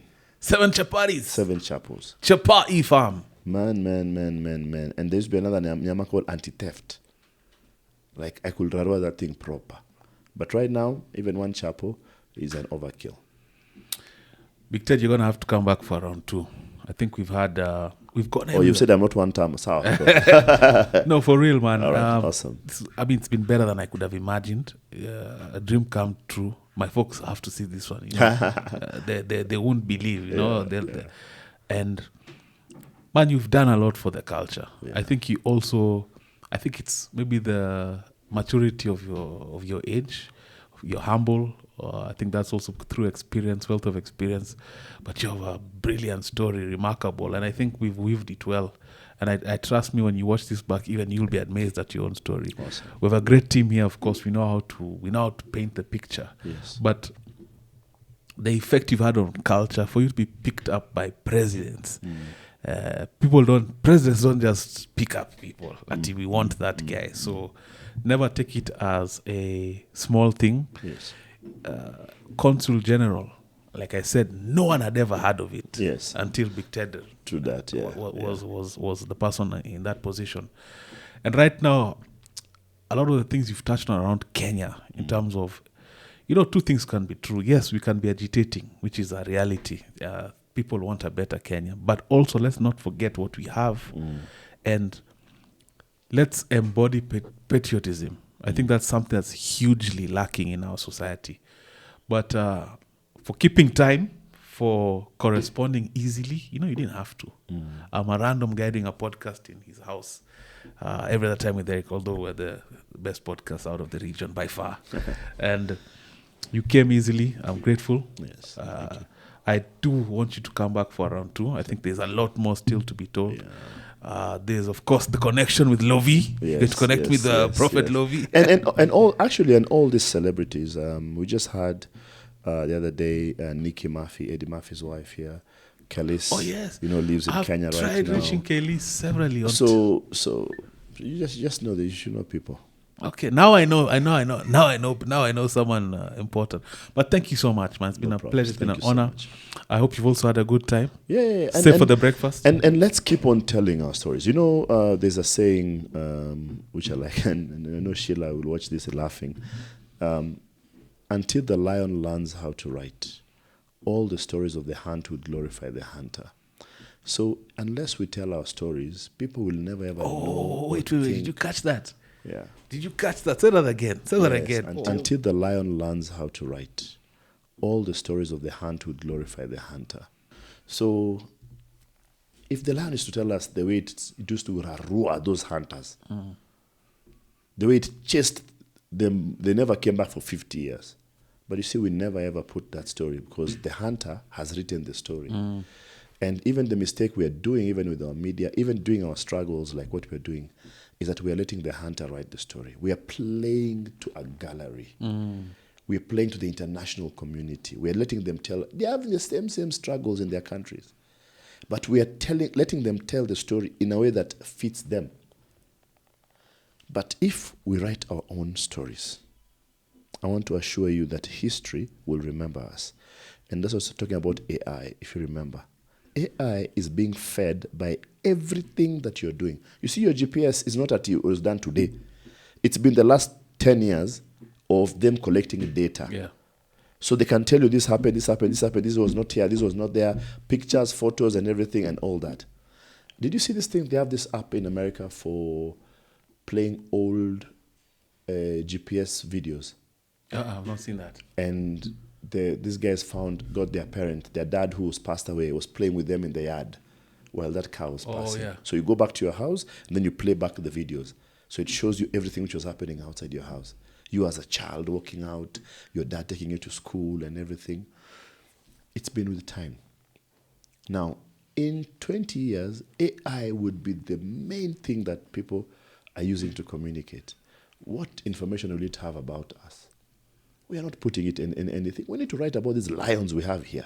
So that when they're extinct, nobody will come and give us a story about our guys. The reason why our parents made us read a book written about the first guy to see Mount Kilimanjaro being Doctor Who is because our forefathers did not write. So we believed the story of this guy, the hunter, who wrote. But now we need to write our own stories. Even if it's about this agitation, let's write the truth of what we want. Otherwise, somebody will write it for us. Yeah. If it's about the country and you being out there and saying the way Kenya is a great country, because Kenya is a damn good country. But everybody, think about it. If we do a competition for taking a picture of Kenya with your phone from whatever direction and posting it on an AI platform, what do you think the aggregation will be when somebody wants to use an algorithm of Kenya? It will be all those pictures you've taken. So when they write Kenya, it will pop up. Let's say 1824, the national park, guys at a festival, Ngemi festivals, who, what, Bien, Wakadinali, all these guys will pop up. But we're not putting those things as the data. What we're putting is trash. So the algorithm for the AI Picking up trash will be trash. Ladies and gentlemen, he couldn't have said it better. Big Ted, it's been an honor, it's been a pleasure. Until next time, hope you to come back. Thank you. And if you haven't subscribed at this point, really, what are you doing? This is legend after legend after legend, and a living legend in the house. Thank you so much for coming. Thank you. And my final words, it's been a hungry morning. but next time we're serving breakfast. Every other time with Eric, Big Ted, it's a wrap. Thank you.